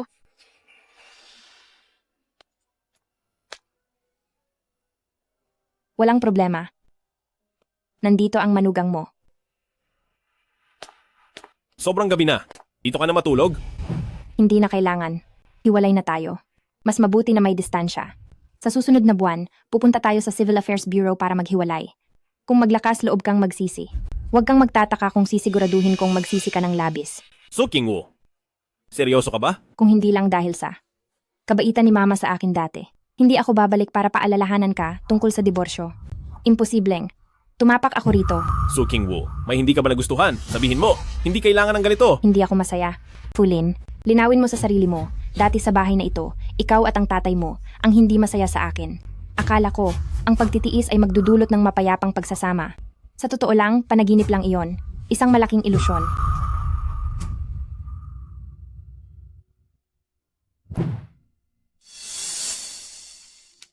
Sino ang nagbigay pahintulot sa iyo? Ikaw na amoy tagalinis. Para pumasok sa pag-aaralan ni Alin? Naglakas loob ka pang magnakaw ng pera? Ibigay mo agad. Ikaw po ba si tatay? Magandang araw po, tatay. Ako po ang manugang ninyo, Su Qingwu. Hindi ko pa naririnig na asal si Aileen. Ibalik mo agad ang pera. Lumayas ka! Kung hindi, tatawag ako ng pulis. Hindi mo kailanman inihayag ang relasyon natin sa publiko. Kahit sa tatay mo, hindi mo sinasabi. Kaya nga tinatawag ng mga taga-ospital si Lin Peiyu na asawa ng direktor. Fulin, wala ba akong kuwenta sa iyo? Ang tatay ko ay laging gustong magpakasal ako sa isang mahusay na manugang upang maipagmalaki. Alam mo naman iyan. Hindi mo ba kayang intindihin ang isang matanda? Tama na, huwag kang magpakalat ng kasinungalingan. Sawang-sawa na ako sa walang kuwentang ito at sa nakatagong kasal. Kung hahayaan mong mangyari ulit ang masama sa nanay, huwag mo akong sisihin kung mananatili akong walang kibo. Ganoon na lang, hindi tayo magulo sa isa't isa. Hindi ba't iniisip mo lang na hindi ko ibinigay sa iyo ang iyong titulo at nahihiya ka sa labas? Halika sa akin. Fulin, ano ba? Ito lahat ay binili ko para sa iyo. Su Qingwu, sa pamilya Fu, ang lahat ng ginagamit mo at kinakain, alin ba ang hindi pinakamahusay? Kung hindi mo gusto ang mga ito, palitan ko lahat. Kung mayroon ka pang hindi gusto, pwede mong sabihin sa akin. Hindi ako nasiyahan sa iyo. Pwede bang palitan ka? Sa mata mo, Fulin, para lang akong isang masunuring manika na gumaganap sa papel na gusto mo. Kapag may nakita kang problema, hindi mo iniisip na ikaw ang may mali, kundi sa halip ay palagi mong iniisip na ako ang problema, ako ang may kasalanan. Kaya sabihin mo sa akin, hindi ko ba sinabi, lahat ay napag-uusapan? Huli na. Su Qingwo, bakit hindi mo na lang ituloy ang pagganap sa papel na mahusay ka? Hindi mo pa rin ba naiintindihan? Kapag umalis ka sa pamilya Fu, gaano ka man kahusay na tao, sa mata ng ibang lalaki, wala kang halaga. Wala akong halaga sa mata ng ibang lalaki? Iyan ay ikaw lang at ang tatay mo, hindi ba?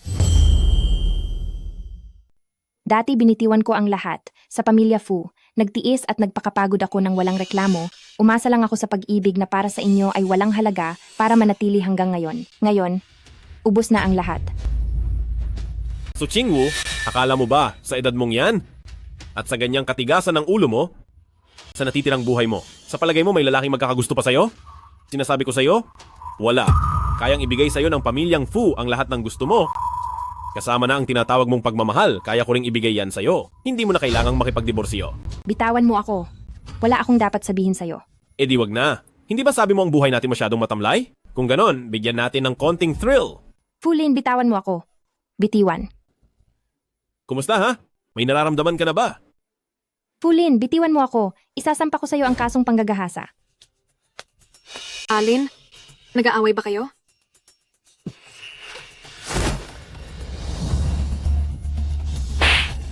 Fulin, sawang-sawa na talaga ako. Nagawa mo pang pagsuotin si Lin Peiyu ng aking pantulog. Ganon mo ba talaga akong gustong ipahiya? Si Peiyu ay pumunta ngayon para ipagluto ng herbal na pagkain ng nanay ko. Wala siyang dalang damit kaya... Ganito pala kayo mag-usap tungkol sa trabaho sa umaga. Talagang nakaka-excite pala ha? Ano bang pinagsasasabi mo? Bawat segundo na manatili ako rito ay nakakasuka. Su Qingwo, tandaan mo ang mga sinabi mo ngayon. Kapag nakalabas ka na at walang lalaking papatol sa isang gamit na katulad mo, huwag kang babalik na umiiyak. Su Qingwo, nalaglag mo ang gamit mo. Su Qingwo, gusto mo bang magbago ng estilo para makuha ang atensyon ni Aileen? Kasi muntik mo na itong magawa. Pero ang relasyon namin ni Aileen ay malalim. Basta magaling ko siya. Sa congenital deficiency sa bituka, ako na ang magiging bagong ginang Fu ng pamilya Fu. Oh, talaga? Sa kasamaang palad, bibiguin kita. Dahil ang kanyang sakit ay hindi gumagaling, kailangan lang itong alagaan ng herbal diet. At saka, nagsawa na ako kay Fulin, para sa iyo na lang siya. Nagpapanggap lang. Gabing-gabi na, bakit ka nandito?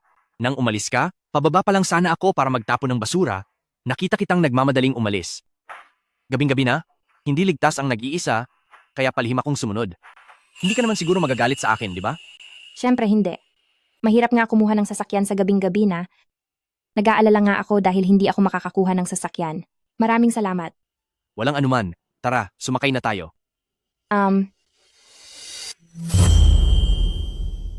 Si Bai Shijing pala. Para kuhain si Su Qingwo, sinundan pa siya rito. Ang baba ng antas. Si Su Qingwo ay isang pabago-bago ang isip na babae. Kakahiwalay pa lang, nakakita na agad ng ibang lalaki. Hindi kanya mahal, gusto lang niya ang pera mo. Ang pakikipag-ugnayan ko sa iyo, hindi para sa pera mo.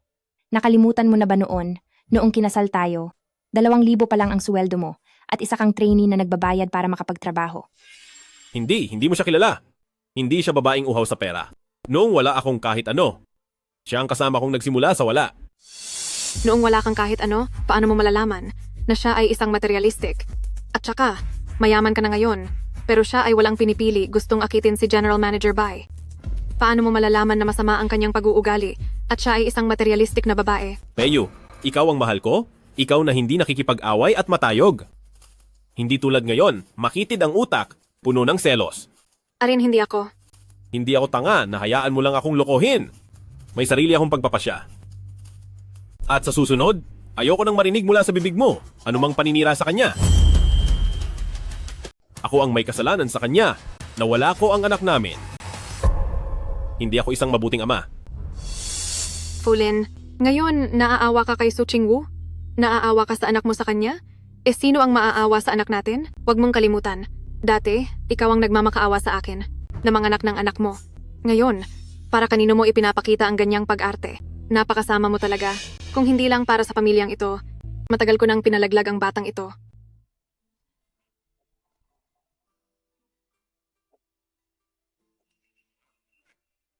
umaga pa lang, amoy alak na. Anong nangyari sa'yo? Kumukulo na ang tiyan ko. Gusto kong kumain ng niluto ng mahal kong manugang.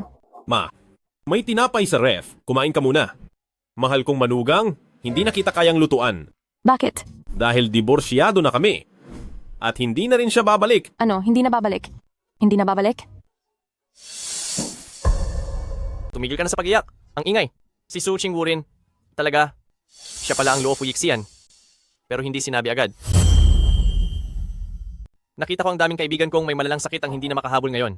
Sayang talaga. Tay, pwede bang bawasan mo ang sasabihin mo sa harap ni nanay? Pinaluha mo na siya. At saka, bakit mo binato ng balat ng pakwan ang ulo ni nanay? Asawa mo siya. Marami rin siyang naitulong sa iyo noong bata pa siya. Bakit? May mali ba sa sinabi ko? Kung itinago niya ang kanyang pagkakakilanlan, okay lang. Pero nagawa niyang kumuha ng reseta para sa lunas sa demensya at dalhin sa bahay ng iba para pag-aralan. Hindi siya karapat-dapat maging manugang ng pamilya Fu? Palagi namang kinikilala ni Su Chingwu ang sarili niya bilang manugang ng pamilya Fu. Pero kami ang hindi nagpakita sa kanya bilang Masamang tao. Masamang tao. Huwag mong pagsalitaan ng masama ang aking minamahal na manugang. Patayin ka, patayin ka. Ikaw na matandang walang kwenta, lumayo ka. Kung poprotektahan mo pa si Su Chingwu, ang mapagkanulo na iyan. Pati ikaw itataboy ko. Tay, pwede bang tumahimik ka? Hindi pa ba sapat ang gulo sa bahay? Nanay, huwag na umiyak. Huwag na umiyak. Hindi ko na talaga papayagan ng sinuman na pagsalitaan ng masama ang minamahal kong manugang, okay? Ayoko nang makinig. Ikaw ang nagdala sa aking mahal na manugang at nawala siya. Ma! Anong maganda sa pag-alo ng isang hangal? Ano mang nakakalungkot na bagay, kalilimutan lahat pagkatapos ng isang tulog. Palayasin mo na siya agad, paalisin, nang walang dala. Tapos pakasalan mo si Peyo. Ang tatay niya ay senior executive ng White's Pharmaceuticals. Makakakuha siya ng malaking diskwento para sa mga gamot ng ating ospital. Pa, si Su Chingwu ang asawa ni Fu na pinakasalan ko ng marangal at dinala sa pamilya Fu. Huwag mo na siyang hamakin ng ganito. Sa tingin ko wala ka na talagang silbi. Kailan ko siya hinamak? Hayaan mo na, bibisita pa ako sa pamilya. By mamaya, maliligo muna ako. Tito, para sa isang trader na tulad ni Su Chingwu, hindi sulit masira ang katawan. Kumalma po kayo. Peyo, sana pala hindi ka na umalis ng bansa noon at pinakasalan mo si Alin. Gaano sana kaganda? Tito, buntis na po ako sa anak ni Alin. Pag naghiwalay sila sa katapusan ng buwan, magpapakasal na kami dahil sa pagbubuntis. Sa susunod na taon, tiyak na makakakarga na kayo ng apo. Peyo, ang galing mo talaga. Mahusay ka sa bahay at sa labas. Tinulungan mo pa si Alin sa kanyang negosyo. Ang pamilyang Fu ay napakapalad na magkaroon ng manugang na tulad mo. Nahihiya po akong pinupuri niyo ako ng ganyan, Tito. Nahihiya po ako. Ay teka, Tito, ang gamot laban sa cancer ng ospital ng Fu ay paubos na. Naisip kong gamitin ang pagkakataong ito para bisitahin ang pamilya Bai para makuha ang gamot na ito. Magandang ideya yan kung magagawa ito. Makatipid ang pamilyang Fu ng malaking halaga sa pananaliksik. Si Su Chingwu ay gusto ring makuha ang puhunang ito para mag-research ng gamot sa Alzheimer's. Kung maunahan niya tayo, ang yaman ng pamilyang Fu ay masisira. Ano? Ang babaeng iyon? Nangangahas siyang agawin ang pondo ng pamilyang Fu. Tama po, Tito. Ang pangunahing problema ay hindi pa nila alam ang kanyang ugali at walang nagsasabi sa kanila tungkol sa nakaraan niya. Kung hahayaan natin siyang magpakita ng magandang salita, hindi ba siya mauuna? Huwag kang masyadong mag-alala diyan. Kakilala ko si matandang Ginoong Bai ng Baishi. Miyembro kami ng iisang chess club. Mamaya, sasama ko sa iyo para bisitahin ang pamilya. Bye! At sa harap ni matandang Ginoong Bai, ibubunyag ko ang tunay na pagkatao ni Su Chingwu. Ibalik natin ang pondo ng ating pamilyang Su. Talaga ba? Kung gayon, mas magaling po talaga kayo, Tio. Sa bagay na ito, lubos po kaming umaasa sa inyo. Ngunit, hindi ito maaaring sabihin kay Aileen. Masyado siyang nagmamalasakit ngayon kay Su Chingwu. Baka lang hadlangan niya tayo. Huwag kang mag-alala, hindi ko ito sasabihin sa kanya. Mabuti kung gayon. Sana tayo ngayong araw ay lubos na makakapahiya kay Su Chingwu. Tiyak na mangyayari iyan. Su Chingwu, kahit pa ikaw ang banal na manggagamot ng Luofu, ano ngayon? Alisin mo ang pagkakakilanlan na iyan. Isa ka lang ding babae, isang manugang lang ng pamilyang Fu. Sapat na ang paninira sa iyo ng matandang Ginoong Fu para tuluyan kang masira.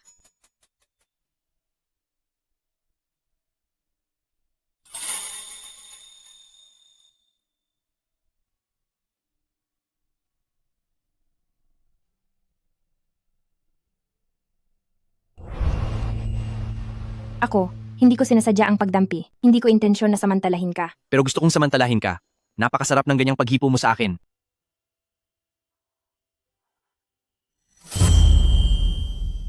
Kahapon ng gabi. Salamat sa pagtabi mo sa akin para lunurin ang kalungkutan sa alak. Okay lang. Kung nakatulog ka ng maayos, mag-ayos ka na at pumunta sa Bay Mansion. Sige. Mag-aayos lang ako. Mag-ayos ka na rin, magkita tayo dito mamaya.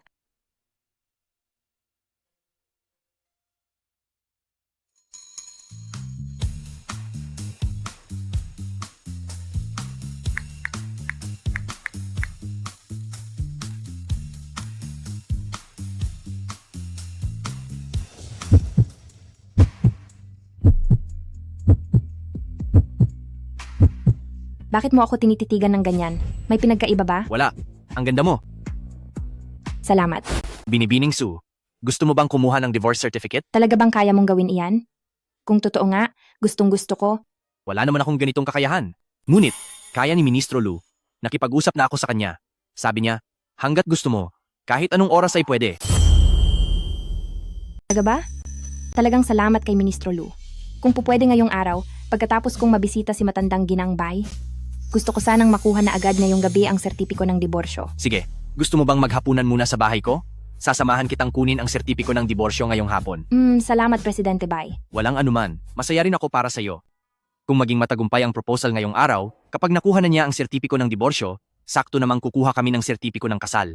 Dalawang malaking biyaya sabay-sabay. Kung ganon, tatawagan ko na ngayon si Fulin. May suporta tayo ni Ministro Lu, kaya hindi ko na inaalalang umatras pa siya.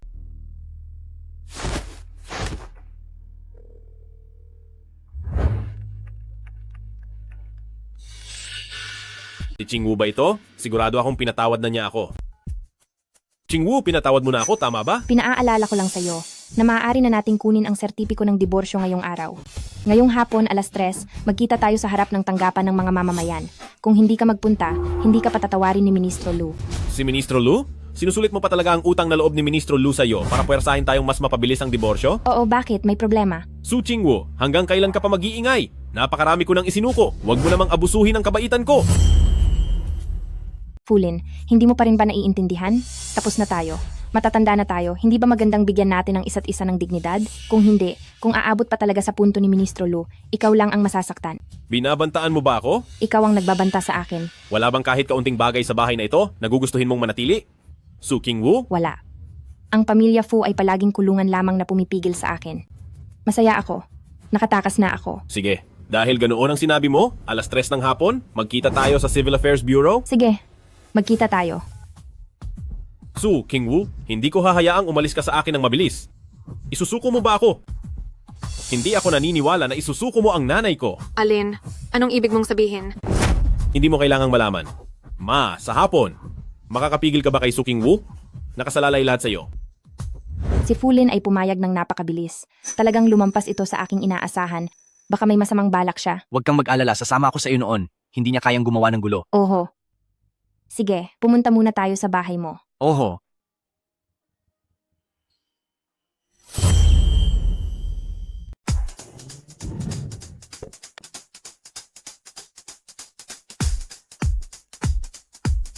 Fulin, talagang kinukulit mo ako. Bakit ka nandito? Su Chingwu, ano ang relasyon mo kay Bai Shijing? Bakit kanya sinundo kagabi? Nakipagtalik ka ba sa kanya? Kung gusto mong magwala, sa bahay ka magwala. At saka, kung maglalakas loob ka pang bastusin ako, maniniwala ka ba kung ngayon, bigla kitang bibigyan ng sakit sa tiyan para halos mamatay ka sa sakit? Su Chingwu, alam ko na, hindi ka basta-basta makikipagrelasyon sa iba. Nagpapakabanal ka para sa akin, hindi ba? Su Chingwu, nagkamali ako, hindi kita iiwan. Hindi ka rin iiwan ni nanay. Hindi ka iiwan ng pamilya, Fu. Huwag kang masyadong umasa. Hindi ako nagpapakabanal para sa kahit sino. Hindi ako kasing baba mo, na mahilig mga liwa, bago ko makuha ang divorce papers. Hindi ako papayag na makita mo ang kahit. Anong pwedeng ipanira mo sa akin sa hinaharap? Bakit mo ba ako gustong diborsiyuhin? Akala mo ba kapag diniborsyo mo ako, pakakasalan ka niya? Huwag kang mangarap, gusto lang niya ang galing mo sa medisina, hindi ka niya mahal. Ako lang ang nagmamahal sa iyo. Paano mo nalaman? Gusto ko lang ang kanyang kasanayan sa medisina? Ikaw, anong ibig mong sabihin? Ang ibig kong sabihin, napakaganda niya at may kakayahan. Karapat dapat sa pinakamagandang okasyon, kayang magluto, at may kakaibang kasanayan sa medisina. Bakit hindi ko siya magugustuhan? Pero, isa lang siyang babaeng taga-nayon. Paano siya magiging karapat-dapat sa inyong pamilya, Bay? Iyan ay ayon lang sa iyong pag-iisip. Kapag umalis siya sa inyong pamilya, Fu, maraming gustong pakasalan siya sa kung saan-saan. At saka, ikaw ang hindi karapat-dapat sa kanya. Kung wala siya, isa ka pa ring dukhang doktor hanggang ngayon. Paano nangyari iyon? Nag-aral ako sa prestihiyosong universidad bilang medikal na estudyante. Dati mo siyang tinulungan ng palihim? Ang mga nakaraang taon. Pwede ko bang sabihin? Sige, hayaan siyang tingnan ang kanyang sarili sa salamin. Tingnan kung anong klaseng tao siya. Magkasabwat kayong dalawa. Anong ibig sabihin nyo? Hindi mo pa ba naiintindihan? Kung wala si Su Qingwu, isa ka pa ring walang kwentang taong umaasa sa iba hanggang ngayon. Ano? Si Su Qingwu? Linawin mo ang iyong sinasabi. Ano bang ibig sabihin nito? Noong nagsimula kang magtagumpay sa negosyo, hindi dahil may isang misteryosong panauhin na nag-invest sa iyo, kundi si Su Qingwu, siya, ipinagbenta niya ang kanyang pinakamamahal na bahay. Ano? Ako ay isang mga gamot sa Luofu. Ang prinsipyo ko ay manggamot at huwag magpabayad. Pero ang guro ko ay nagbigay sa akin ng isang lugar para manirahan. Ito ay 2 marangyang mansyon na nagkakahalaga ng 10 bilyong piso. Mayroong isang taong nagsabi dati, mamuhunan ng 10 bilyong piso para itatagko ang pribadong ospital ni Fu. Ito ba ay galing sa iyo? Oo, tama. Ang pangalan ng investor ay Linda Hai. Siguradong pamilyar ka sa pangalang ito. Siya ang tatay ni Lin Peiyu. Naku, niloko ako ni Lin Peiyu. Dati, sinabi niya na siya ang kumuha ng puhunan na ito mula sa pamilya Bai at malaki ang naitulong ng kanyang ama.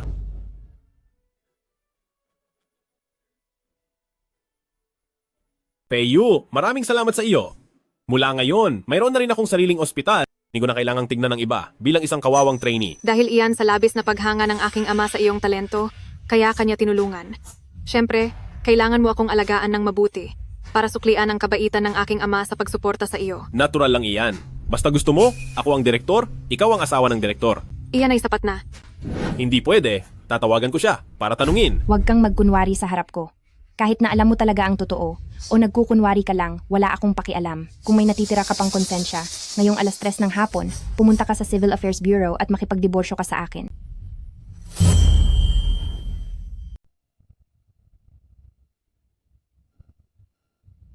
Qingwu, nagkamali ako. Si Lin Peiyu ang nanloko sa akin.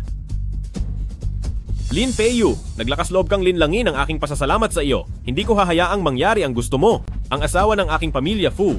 Tanging si Su Qingwu lamang. Ginangbay.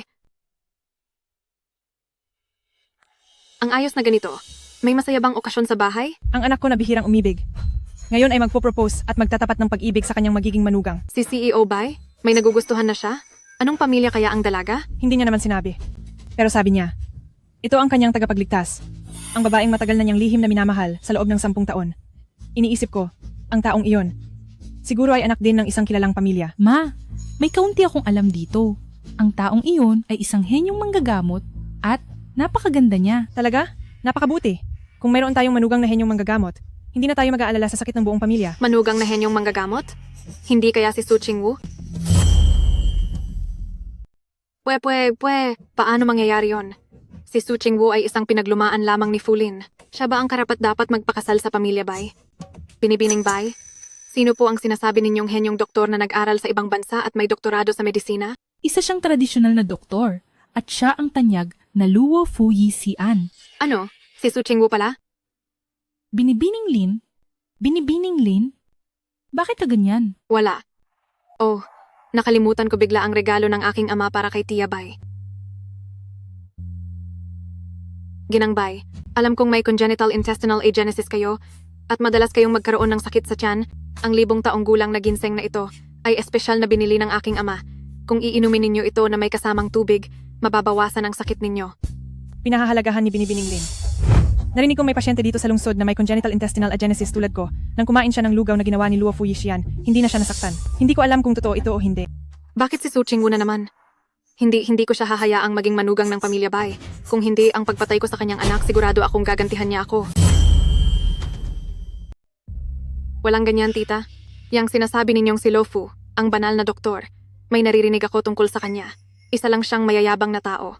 Ano? Mayayabang na tao? Anong nangyayari? Ginangbay, hindi ninyo alam. Itong si Lo Fu, ang banal na doktor, ay si Su Qingwu. Siya ang dating asawa ng vice-presidente ng ospital ng Fu. Siya yung sinasabi niyo na pasyenteng may congenital na kakulangan sa bituka ay si Fu Lin. Ano ang sinasabi mo? Ang taong gusto ng aking anak ay pala ex-wife ng iba? Ginangbay, Binibining Bai, hindi ninyo alam kung bakit na-divorce si Su Qingwu ay dahil sa inabuso niya ang kanyang biyenan. Hindi nirerespeto ang kanyang biyenan na lalaki at ang pinakamahalaga, hindi siya makapagkaanak. Paano nangyari ang ganoong bagay sa mundo? Paano may ganoong kasamang babae? Ang ganoong klaseng tao, karapat dapat ba siyang maging divine doctor? Para lang akitin ng ibang lalaki, ang mga pinagsasasabi niyang yan ay walang saysay. Kung tunay siyang divine doctor, paano siya magpapakasal kay Fulin na yan? Huwag na nating pag-usapan kung siya ba talaga ang divine doctor. Kahit na totoo siyang divine doctor, kung hindi siya gumagalang sa kanyang biyenan na babae, hindi gumagalang sa kanyang biyenan na lalaki, itong dalawang dahilan pa lang, hindi siya makakapasok sa aming bahay ng pamilya Bai. Ano ang hindi paggalang at kawalang hiyaan? Sige, Eng-Eng. Fu ay nagkaroon ng demensya sa katandaan. Ito ay dahil ayaw siyang pagsilbihan ni Su Qingwu si Lola Fu. Kaya sa galit, itinulak niya si Lola Fu mula sa hagdan at nabasag ang kanyang utak. Sinabi ng pamilya Fu na ito ay demensya. Iyon ay para takpan ang kahihiyan ng pamilya. Grabe, kawalang hiyaan. Ngayong narito ako, ang ganitong masamang babae. Huwag na huwag mong isipin na makakapasok sa bahay ng pamilya Bai.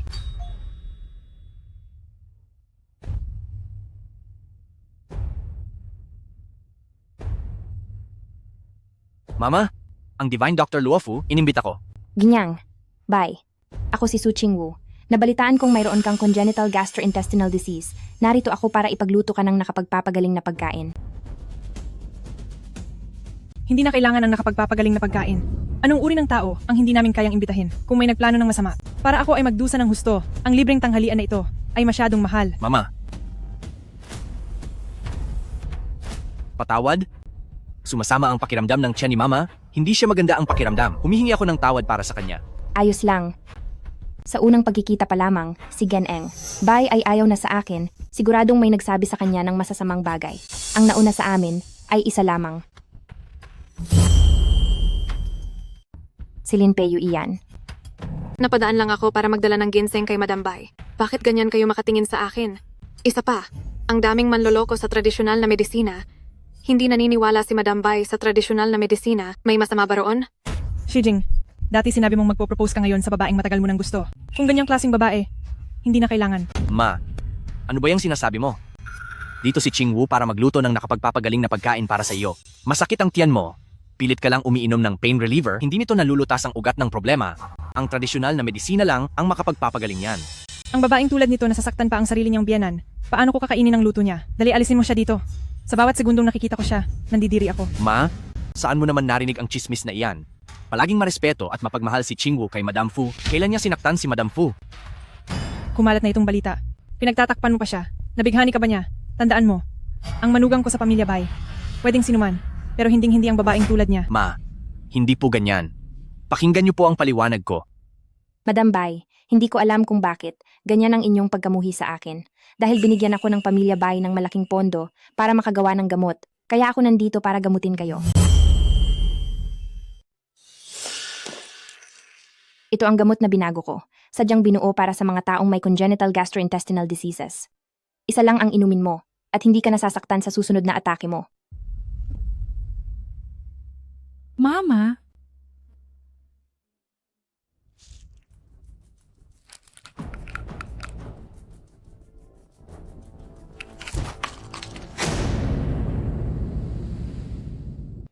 Dahil hindi naman ako kailangan ni Ginang Bai, aalis na ako ngayon. Pero, nagpapasalamat pa rin ako sa tulong ng pamilya Bai. Sandali lang. Shijing, kahit anong sabihin mo ngayon, hindi ko siya tatanggapin. Ma, ang sinasabi ng isang tao ay isang panig lamang. Tamang-tama, lahat ng kasangkot ay nandito ngayon. Bakit hindi mo tanungin ang ibang kasangkot kung ano ang sinabi nila? Fulin, tamang-tama, may ilang tanong ako sa iyo. Magpo-propose si Bai Shijing kay Su Qingwu. Kung ayaw mong maging maayos ang buhay niya at laging nasa ibabaw mo, sumunod ka sa akin at siraan si Su Qingwu.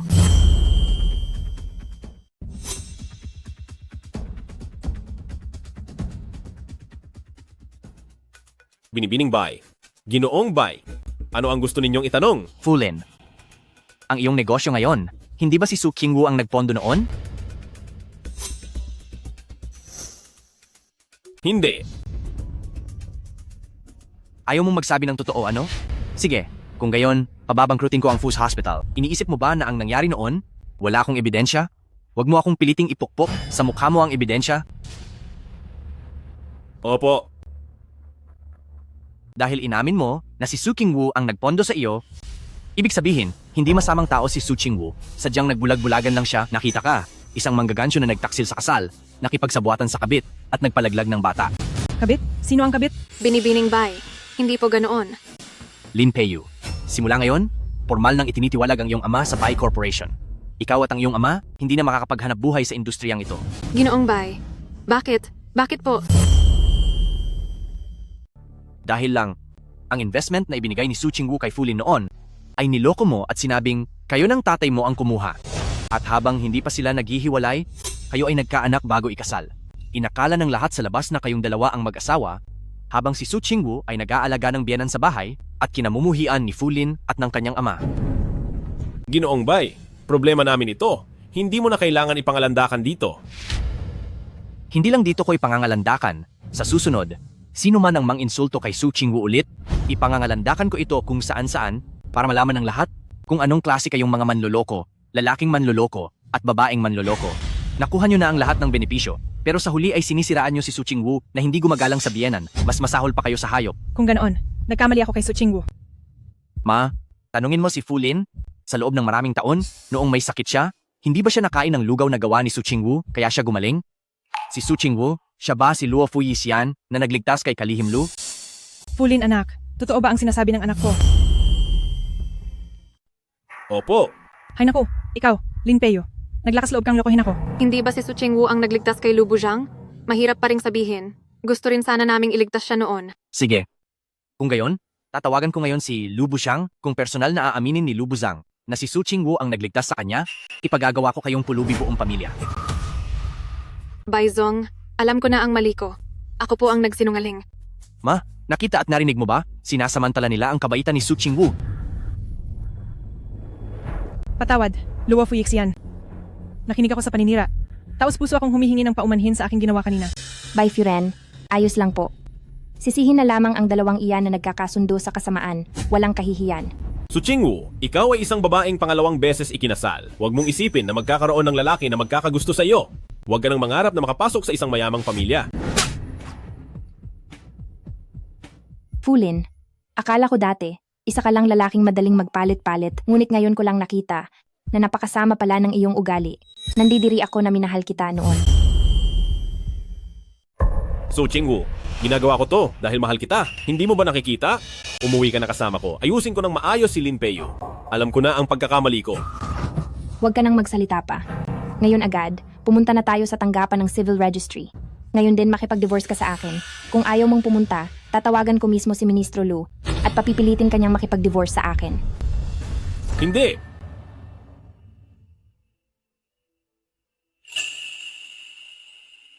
Ay naku, patay. Siguradong galit na sa akin si Miss Su. Yung inihanda kong proposal para sa kanya, ni hindi pa nagsisimula, ako pa ang nakasira. Ano na ang gagawin ko? Eh ano pa nga ba? Bilisan mo at habulin mo siya. Mag-sorry ka ng maayos sa magiging manugang mo. Kung hindi, magiging binata habang buhay ang anak mo. Sige, dali!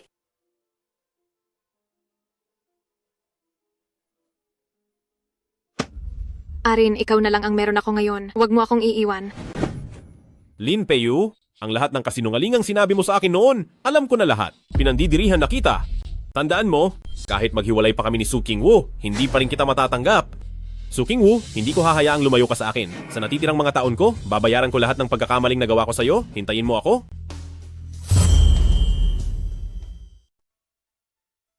Mahal kong manugang, miss na kita. Ma, bakit po kayo narito? Miss na kita. Ayaw na ba sa akin ng manugang ko? Ma, bakit ko po kayo ayaw? Ma, tumayo ka lang muna dyan ng maayos. Fulin, bakit mo hinayaan si nanay na mapunta dito para magpakahiya? Qingwu, gusto ko lang ipaalam sa iyo kung gaano ka kahalaga kay nanay. Bigyan mo ulit ako ng isa pang pagkakataon, okay? Kahit para lang sa kapakanan ni nanay. Kung magising si nanay at malaman niya na ganito ang ginawa mo sa kanya, tiyak na pagsisisihan niya na ipinanganak kanyang anak. Fulin, hindi ka ba talaga marunong magpakatao? Su Qingwu, ikaw ang hindi marunong magpakatao. Alam mong hindi kayang mabuhay ni nanay nang wala ka? Napakahalaga ba talaga ng karera mo? O kaya naman, gusto mo lang makasama siya? Kaya, pilit mong gustong makipagdiborsyo? Wala siyang kinalaman dito. Huwag mong isali ang walang sala. Noong hindi pa tayo naghihiwalay, iniwan mo si nanay para makipagkita sa kanya ng lihim. Sasabihin mo pa ba na hindi mo siya gusto, Su Qingwu? Binibini, bakit ka ganyan? Hindi ba't malinaw na pagtataksil ito? Hindi ako nagtaksil. Ikaw, Ginang, mag-ingat sa iyong pananalita. Kung hindi, idedemanda kita ng paninirang puri. Hindi ba pagtataksil kahit sa isip lang? Binata, ang kanyang mga mata ay nakadikit na sa kanya. Ikaw, White Shijing, anong ginagawa mo? Kami ni King Wu ay magkaibigan lamang. Siya naman, gamit ang masamang paraan na ito, paninirang puri, ito ang kabayaran. At ikaw din, ngayon ang araw na nagkautang ka sa iyong sarili. Huwag mong sisihin ang iba. Anong gusto mong gawin? Mga Ginoo, pakinggan ninyo ako. Kami ng Miss Su na ito ay magkaibigan lang, bagaman nililigawan ko siya. Pero ito ay pagkatapos lamang. Siyang pumirma sa diborsyo. Samantala, si Mr. Fully na ito, nagtaksil siya sa kanyang asawa at pinagbuntis ang kabit. Inaabuso ang kanyang kapangyarihan. Kung hindi kayo naniniwala, tingnan ninyo ang tiyan niya. Ganyan talaga ang taong tao. Huwag titingin. Huwag tingnan. Hindi lang para malaman ng lahat kung paano kayo nagkukunwari, kundi para malaman din ng lahat kung gaano kayo kasama. Nahanap ko na ang video ng iyong pagpapalaglag noong araw na iyon. Gusto mo bang ipapalabas ito para masira ang kanyang reputasyon? tamang-tama. Hirap na hirap akong makahanap ng ebidensya na pwedeng magpahirap sa kanya. Sakto itong ebidensya. Nasa album lahat. Bakit mag-isa kang nagpapatingin? Nasaan ang asawa mo? Medyo abala siya. Palabasin ang pasyente sa loob. Masama ang pakiramdam ni Peiyu. Patingnan niyo muna siya. Ginang, babayaran ko ng 3 beses ang pinsala. So, King Wu? Bakit ka nandito?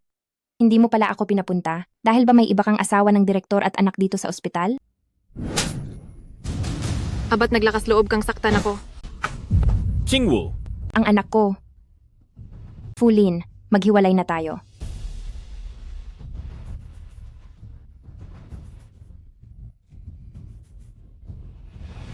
Umalis na talaga? Isang ulilang babae mula sa probinsya. Sumunod sa iyo ng 6 na taon. Madaling nakahanap ng koneksyon. Handa talagang magdiborsyo? Babalik siya sa bilang ng 3. 3. 2. 1.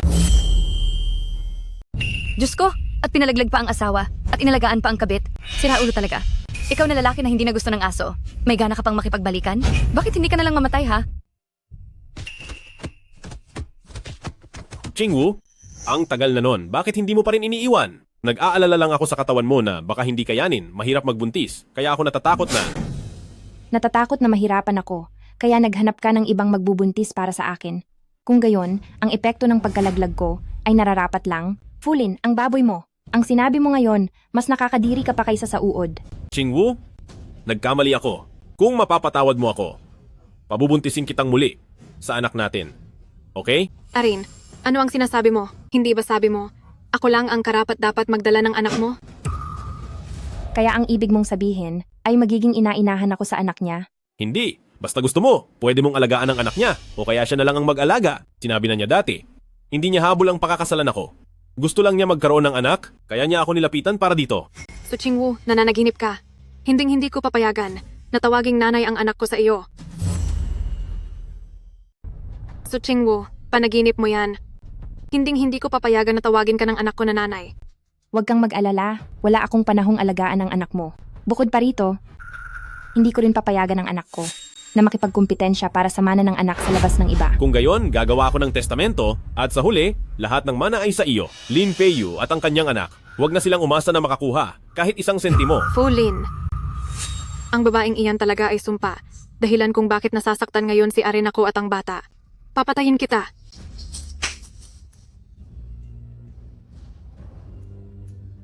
Arin. Fulin, paano mo ako nagawang saktan? Kung hindi dahil sa iyo noon, na ipinilit mong manghiram ako ng lahi, paano kaya nasira ang pamilya ko? Ngayon, dalhin mo ang iyong anak sa labas at magpalaglag ka. Kung hindi, ako mismo ang gagawa niyan. Magpapalaglag. Basta umalis ka sa buhay ko. Babalik sa akin si Chingwu. Fulin, hayop ka. Isa akong hayop, kaya kailangan kong magbago. Babayaran ko ang lahat ng ito? Chingwu, dati hindi kita naprotektahan ng maayos. Simula ngayon, hindi ko hahayaan na saktan ka ni Lin Peiyu maski kaunti. Bumalik ka sa akin, pwede ba? Fulin, mukhang maliwanag na sa akin ngayon. Hindi mo pala talaga alam kung nasaan ang pagkakamali mo. Akala mo ba na kapag sinisisi mo ang lahat sa babae, patawarin kita? Simula pa lang, ang may kasalanan talaga ay ikaw na masamang lalaki. Ang pakikiapid ni Lin Peiyu sa iyo at ang pagkakaroon ng anak ay masama, ngunit sa pagkuha niya sa iyo na ganyang uri, parang kabayaran na rin sa kanya. Pero bakit ikaw ay nakaligtas ng malinis? Ikaw talaga ang ugat ng lahat ng gulo. Tama si Qingwu, kung hindi dahil sa Alzheimer's ng nanay mo, na kailangan ng mag-aalaga, umalis si Lin Peiyu sa bansa. At ayaw niyang manatili sa bahay para alagaan ang asawa at anak, kung hindi, paano mo mapapakasalan si Qingwu? Pinakasalan mo siya, para lang gawin siyang katulong sa bahay, anong karapatan mo ngayong pigilan siya? Ay, isa pala siyang oportunistang lalaki. Kadiri, ang baho. Ineng, wag na wag mo siyang patawarin. Ang lalaking ganito na gusto ang lahat, pati itong masamang lalaki, sa pader lang siya magiging kalmado. Huwag kang mag-alala, hindi ko siya patatawarin. Hindi kailanman sa buhay na ito.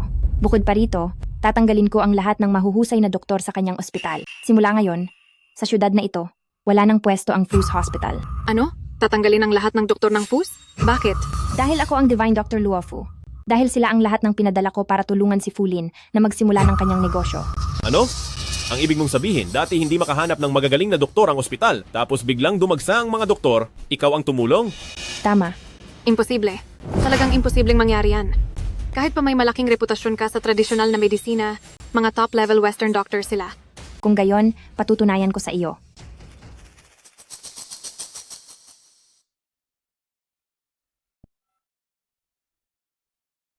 Ipagbigay alam sa lahat ng traditional at Western doctors, umalis na sa Fus Hospital, bumalik sa Research Institute.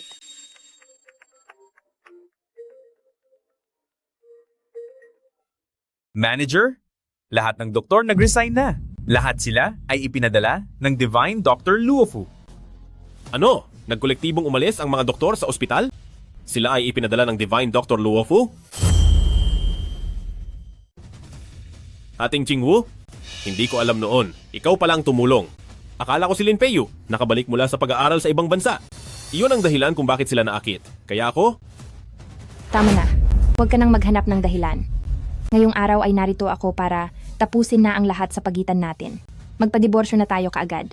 Ayoko ng kahit isang segundo pa na makasama ka. Hindi pwede. Ayoko kang hiwalayan kahit mamatay ako. Ayaw mong magdiborsyo? Kung gayon, bangkarote. Kapag naging pulubi ka, papakawalan ko na lang na parang bula ang pagkawala mo. Mas mabuti pa ang nabalo kaysa sa diborsyo, hindi ba? Huwag kang magsalita ng ganyan. Kahit para sa aking biyanan, hindi ko hahayaang maging pulubi siya. Inay, huwag kang matakot. Kapag naimbento ko na ang gamot laban sa demensya, makakabalik ka na sa iyong katinuan. Bago iyon, hindi kita pababayaan. Inay, huwag ka sanang magising. Para na rin sa ikabubuti ng iyong anak. Fulin, ikaw. Nanay, huwag kang gumising. Para na rin ito sa ikabubuti ng iyong anak. Fulin, ikaw. Mangrap ka!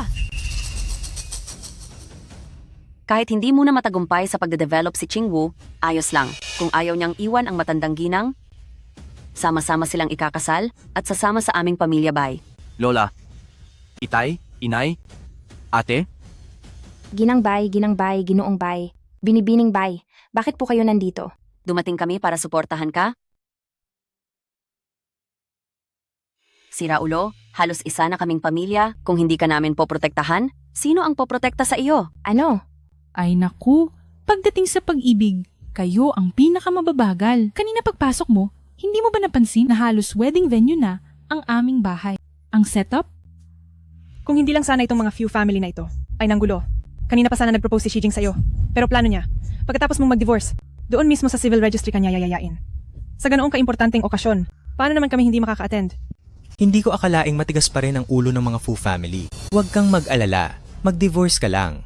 Ngayon, bukod kay Lubujang na sumusuporta sa iyo, lahat kami sa pamilya Bai ay susuporta sa iyo. Kung magtatangka pa si Fulin na magloko, ay kaagad naming ipapahamak ang kanyang pamilya at ang pamilya ni Lin. Salamat, maraming salamat talaga. Sa loob ng maraming taon, ibinigay ko ang lahat sa pamilya ni Fu, pero parang normal lang sa kanila iyon. Kayo lang ang kumikilala sa akin bilang kapamilya. Maraming salamat talaga. Ay anak, malapit na tayong maging isang pamilya. Bakit ka pa ganyan magsalita? Gago kang apo? Umabot na sa ganito ang usapan, hindi ka pa mag-propose agad? Ay, Gago, ilang 10 taon pa ba ang hihintayin sa buhay? Kung hindi ka pa magmamadali sa pagpo-propose, baka makidnap ng iba ang asawa mo. Maghihintay ng 10 taon? Ito, anong nangyayari dito?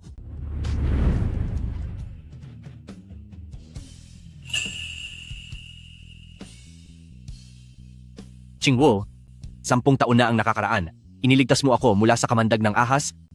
Mula noon, ipinangako ko na ikaw lang ang papakasalan ko sa buhay na ito. Nang maglaon, pinakasalan mo si Fulin, kaya wala akong nagawa kundi maghintay. Ngayon, magdidiborsyo ka na. Maaari mo ba akong bigyan ng isang pagkakataon? Maaari mo ba akong bigyan ng isa pang pagkakataon?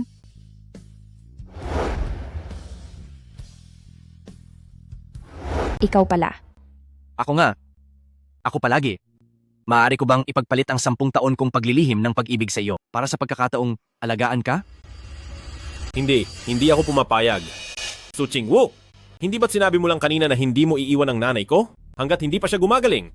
Hindi ka maaaring makipaghiwalay sa akin. Lalaki ka pa ba? Ginagamit mo ang sarili mong ina para manakot?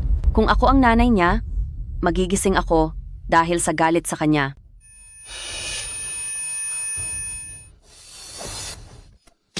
Palamunin. Huwag mong apihin ang manugang ko. Mama, nagising ka na? Chingwu, ako ang naging dahilan ng paghihirap mo. Ang anak kong halimaw ang sumira sa iyo.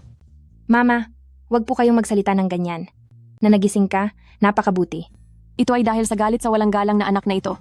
Kahit na may demensya ako nitong mga nakaraang araw, hindi ko nakalimutan ang iyong mga sakripisyo. Chingwu, patawad, kami, ang pamilya Fu, ang humihingi ng tawad sa iyo. Mama, hindi mo yan kasalanan. Ginang, nakikita kong isa kang makatwirang tao. Si King Wu ay labis na nagdusa sa inyong bahay sa loob ng maraming taon. Maaari mo ba siyang bigyan ng kaunting kaligayahan? Pakisuyo, kumbinsihin mo ang iyong anak na bitiwan siya. Hindi mama, mahal ko si King Wu. Hindi ko siya bibitawan. Kung hindi ka makikipagdiborsyo ngayon, mamamatay ako sa harap mo.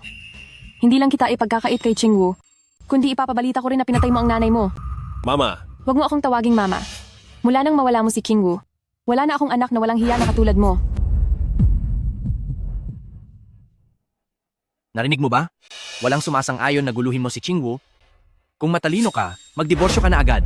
Kung hindi, gagamitin ko ang aking paraan.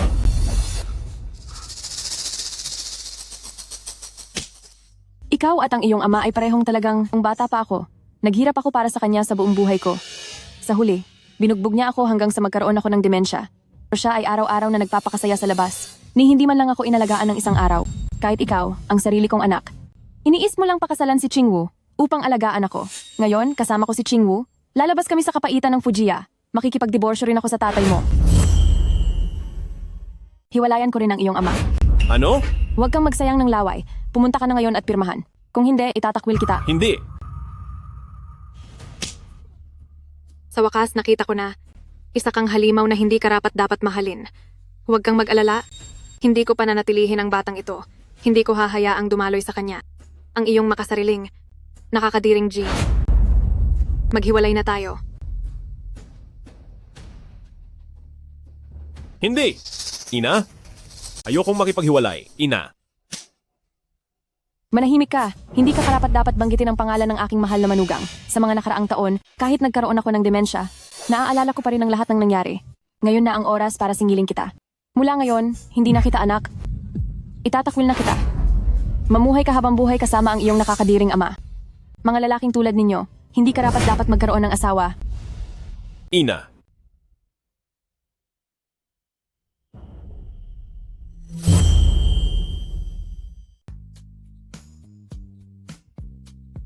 Ahenho, magpakasal na tayo.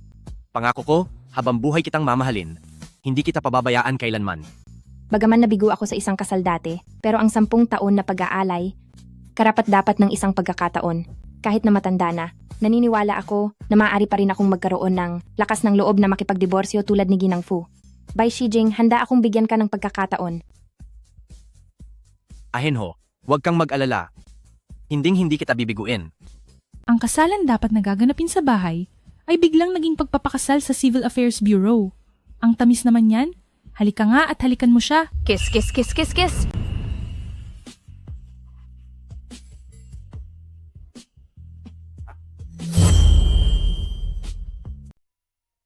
Binibining Su Chingwu, sa hirap at ginhawa, sa karamdaman at kalusugan, handa ka bang samahan si Ginoong Bai Shijing sa sukat dusa?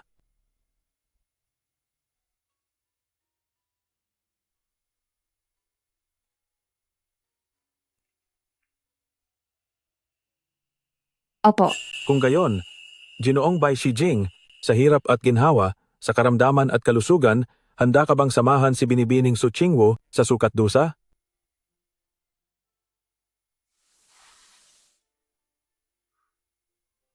Opo. Ngayon, ipagpalit ng ikakasal ang singsing at opisyal na maging mag-asawa. Teka, Guro. Su Chingwu, naaalala mo pa ba kung bakit ko kinumpis ka ang iyong karayom noon? Nakalimutan ko ang aking misyon at pinakasalan si Fulin. Kung gayon, tatanungin kita ulit, magpapakasal ka ba kay Bai Shijing at muling kakalimutan ang iyong misyon? Naku, kung pipiliin ni Chingwu si Shijing, hindi ba kukunin ang mga pilak na karayom niya at palalayasin siya sa aming paaralan? Kagalang-galang na manggagamot. Kami pong pamilya Bai ay taos-pusong nagmamahal kay Su Chingwu. Nakikiusap ako. Huwag mong kunin ang kanyang pilak na karayom at huwag mo ring palayasin siya sa sekta. Bai Shijing, kung papakasalan ka ni Su Chingwu, mapapalaya siya sa sekta at simula noon ay hindi na niya maaaring gamitin ang titulong Luo Fu Yisian. Magiging isang ordinaryong tao, kaya handa ka pa rin bang pakasalan siya? Siyempre, pumapayag ako. Kahit ano pa ang katayuan niya, ang mahal ko ay siya mismo, walang kinalaman sa kanyang pinanggalingan. Pero, kung pakakasalan niya ako na magiging dahilan para mawala ang lahat ng gusto niya, mas pipiliin kong tahimik siyang protektahan habang buhay. Hindi, Guro. Kahit magpakasal ako, hindi ko pa rin kakalimutan ang aking misyon. Hindi ako mananatili sa bahay lang bilang isang karaniwang may bahay. Lalabas pa rin ako upang magpagaling at tumulong sa mga tao, at maglalakbay upang gamutin ang sinuman. Kaya, Guro, pakiusap, huwag mong kunin ang aking mga pilak na karayom o palayasin ako sa sekta. Hemp, ikinasal ka na nga't hindi man lang ako inabisuhan? Kakapanakot ko lang iyon kanina para magkaroon ka ng leksyon. Guro. Dati, si Fulin ay hindi isang mabuting tao. Kaya kinuha ko ang iyong karayom at hindi ka pinayagang magpakasal. Ngunit si Bai Shijing ay isang taong karapat-dapat pagtiwalaan ng buong buhay. Narito ang guro para pagpalain ka. Salamat, Guro. Kaya pala, isa lang itong hindi pagkakaintindihan. Ngayon, naayos na ang hindi pagkakaintindihan. Mangyaring magpalitan ng singsing ang ikakasal at opisyal na maging mag-asawa.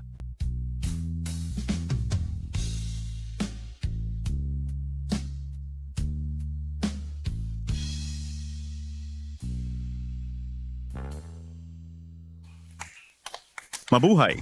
Ang pagmamahal sa isang tao ay kahit gaano man karaming pagsubok ang kanyang pinagdaanan, basta makarating siya sa akin, buong puso ko siyang tatanggapin at magiging mapalad ako.